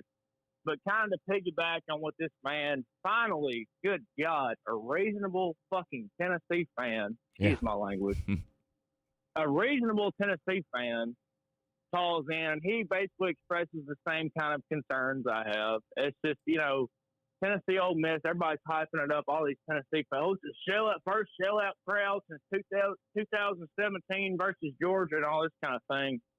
And fucking, dude, I'm gonna be honest with you. I mean, I like the offense, but good God, Ole Miss's offense is twice as good. You know what I mean? Yeah. They're good. I mean, this is no guaranteed win for Tennessee. I mean, this is going to be a tough game. This is not Missouri or South Carolina. This is going to be a hell of a game here. And I think Tennessee has a chance to win, but they can't turn the ball over. That's something they had a problem with that early on. And I know they got Hendon Ho in there now, but they can't overthrow wide receivers. You can't leave points on the board against Ole Miss because they're not going to leave very many points off the board. They're going to score. So I think this is going to be a good game. And the thing about it, all these Tennessee fans keep talking about, the same old shit. Hell, how big of a game it is, and they talk about Kentucky ain't shit and all this. It's like, Kentucky's a real damn team. Are they going to beat the best team in America? No, they're not. And I'm just being honest with you. I mean, I'm not damn sucking your dick right now. It's just how it is. Georgia's the best team in the fucking country, and I think we got proved that because Alabama lost to A&M. Big fucking eye opener. And I'm gonna go ahead and tell you, Kentucky, I mean, they're a good team. They're probably gonna wipe the fucking floor with us, but Tennessee is not where fans think they are. And it is what it is. I mean, I'm a diehard Tennessee fan, have been my whole life, but we are not where we think we are. Yeah, if Tennessee gets to 7 or 8 wins this year, that's a huge win, in my opinion, because all the players you lost to the portal, the coaching disaster, the NCAA investigations. If Tennessee gets to 7 or 8 wins, especially considering the fact that you lost to Pittsburgh, a lot of people, myself included, said if they don't beat Pittsburgh, they're not making a bowl game because look at these other games. But now you've gone out and won some of those games already and a potential to win more. You could lose to Pitt and still win 7 or 8 games, and that would be a huge win for Heupel year one at Tennessee, where you lost most of your best players from offense and defense. The running backs transferred out. Toto, look at how Alabama recruits. And Henry Toto is his best damn player. That's how he's leading the team in tackles. So Tennessee lost a ton, and if they somehow figure out a way to win 7 or 8 games, Josh Heupel might be coach of the year. But hey, thank you for the call. I appreciate that. Well, no, Heupel probably not going to win Coach of the Year. That's probably either going to be Stoops or Kirby that wins Coach of the Year. We'll see in the SEC. Good morning. You're on with Uncle Lou. Hey, Uncle Lou, it's Brandon, man. Long-time fan. Yeah, what's up, buddy? So you picked Georgia to go undefeated this year. Yeah, and what is wrong with you, man? Like, what kind of bad luck you trying to put on us, man? You know Georgia football. Yeah, well, I don't always do that though. I mean, I think this is the only. Yeah, I mean, I picked us to lose at LSU a couple of years ago. Picked us to lose at Bama last year. These are preseason prediction videos I'm talking about. But I felt like if Georgia could get by the Clemson game, they would go 12-0. Now I didn't know Clemson was going to be as bad as they ended up being, but I mean, Georgia's going to be a significant favorite in the rest of their games. It would take an epic meltdown for Georgia to lose another regular season game. Kentucky and Florida probably the 2 toughest games, but neither one of those teams are anywhere near as good as UJ right now. So UJ should roll through the regular season. Yeah, I know, man. It's just I've been watching Georgia football since 2005, and the championship like that watching with my dad.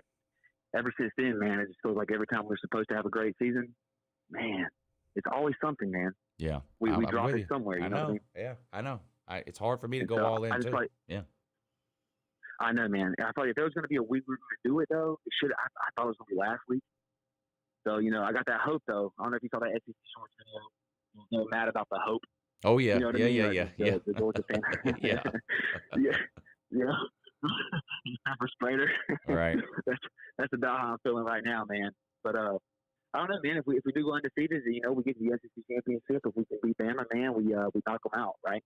That's it. And we'll have to play them twice. I think if we play them twice, that's not a good thing. So I mean, I don't know how you necessarily feel about that, but I don't think Nick Saban's gonna lose them games this year.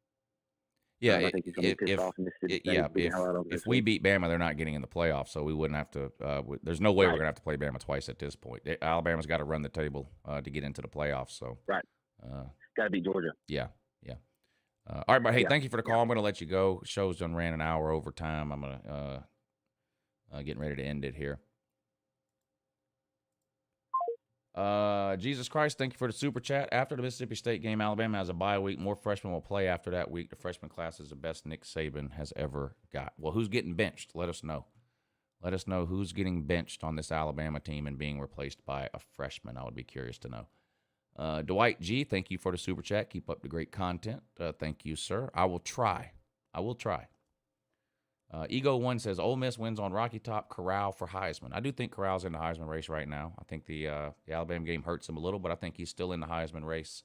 I think Bijan Robinson and Kenneth Walker might be the front runners for the Heisman right now.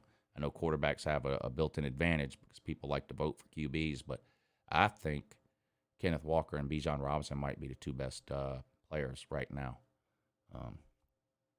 We'll see. I'll tell you something that's unacceptable. Forget the Heisman. The Lombardi Award goes to the nation's top linemen, either offensive or defensive. Released their finalists today, 10 finalists, I think it is, for the Lombardi Award. Best defensive or offensive lineman. And Jordan Davis is nowhere on the list. That might be the biggest swing and miss I've ever seen for any individual award, that they don't even think Jordan Davis is in the top 10 of defensive line. He's going to be the first defensive lineman drafted in the draft. And he didn't even make the finalist list, which is about 10 names long, or the semifinalist list, or whatever it is. There's 10 names on there. And none of them are Jordan Davis. That might be the dumbest thing from an individual award perspective that I've ever seen. He is probably the most dominant player on the best defense in America.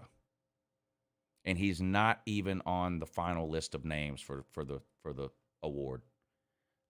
I just don't understand how you justify that. And I'm not even saying he should win it, but to say that he's not even in the final 10 names or whatever is insane.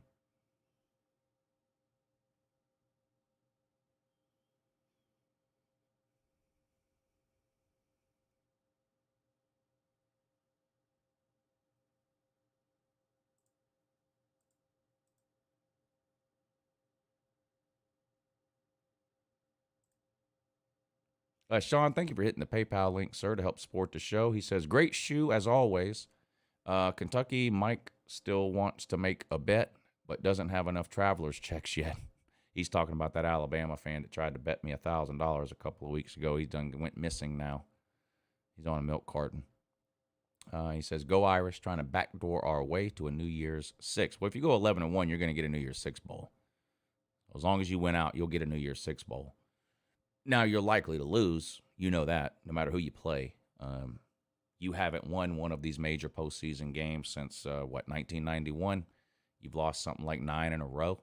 The last 9 times you've made a major postseason game, whether it was a BCS game, a New Year's Six game, a playoff game, or a national title game, you're something like 0-9 since 1991 in those games, and you've lost by an average of 25 points. But, yeah. If you go 11-1, you're likely going to earn the right to lose yet again in one of the big New Year's Six games. Keith, thank you for the super chat. The main reason I feel different about Georgia is Jordan Davis made a statement at media that he cut his social media. I just believe they always focus. The defense does seem focused. I don't think anybody would deny that. Georgia's defense does seem pretty focused.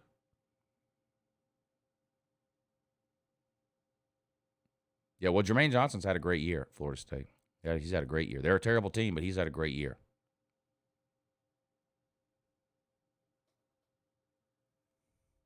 The Lombardi Trophy is the Super Bowl trophy. The Lombardi Award goes to the best defensive or offensive lineman in college football.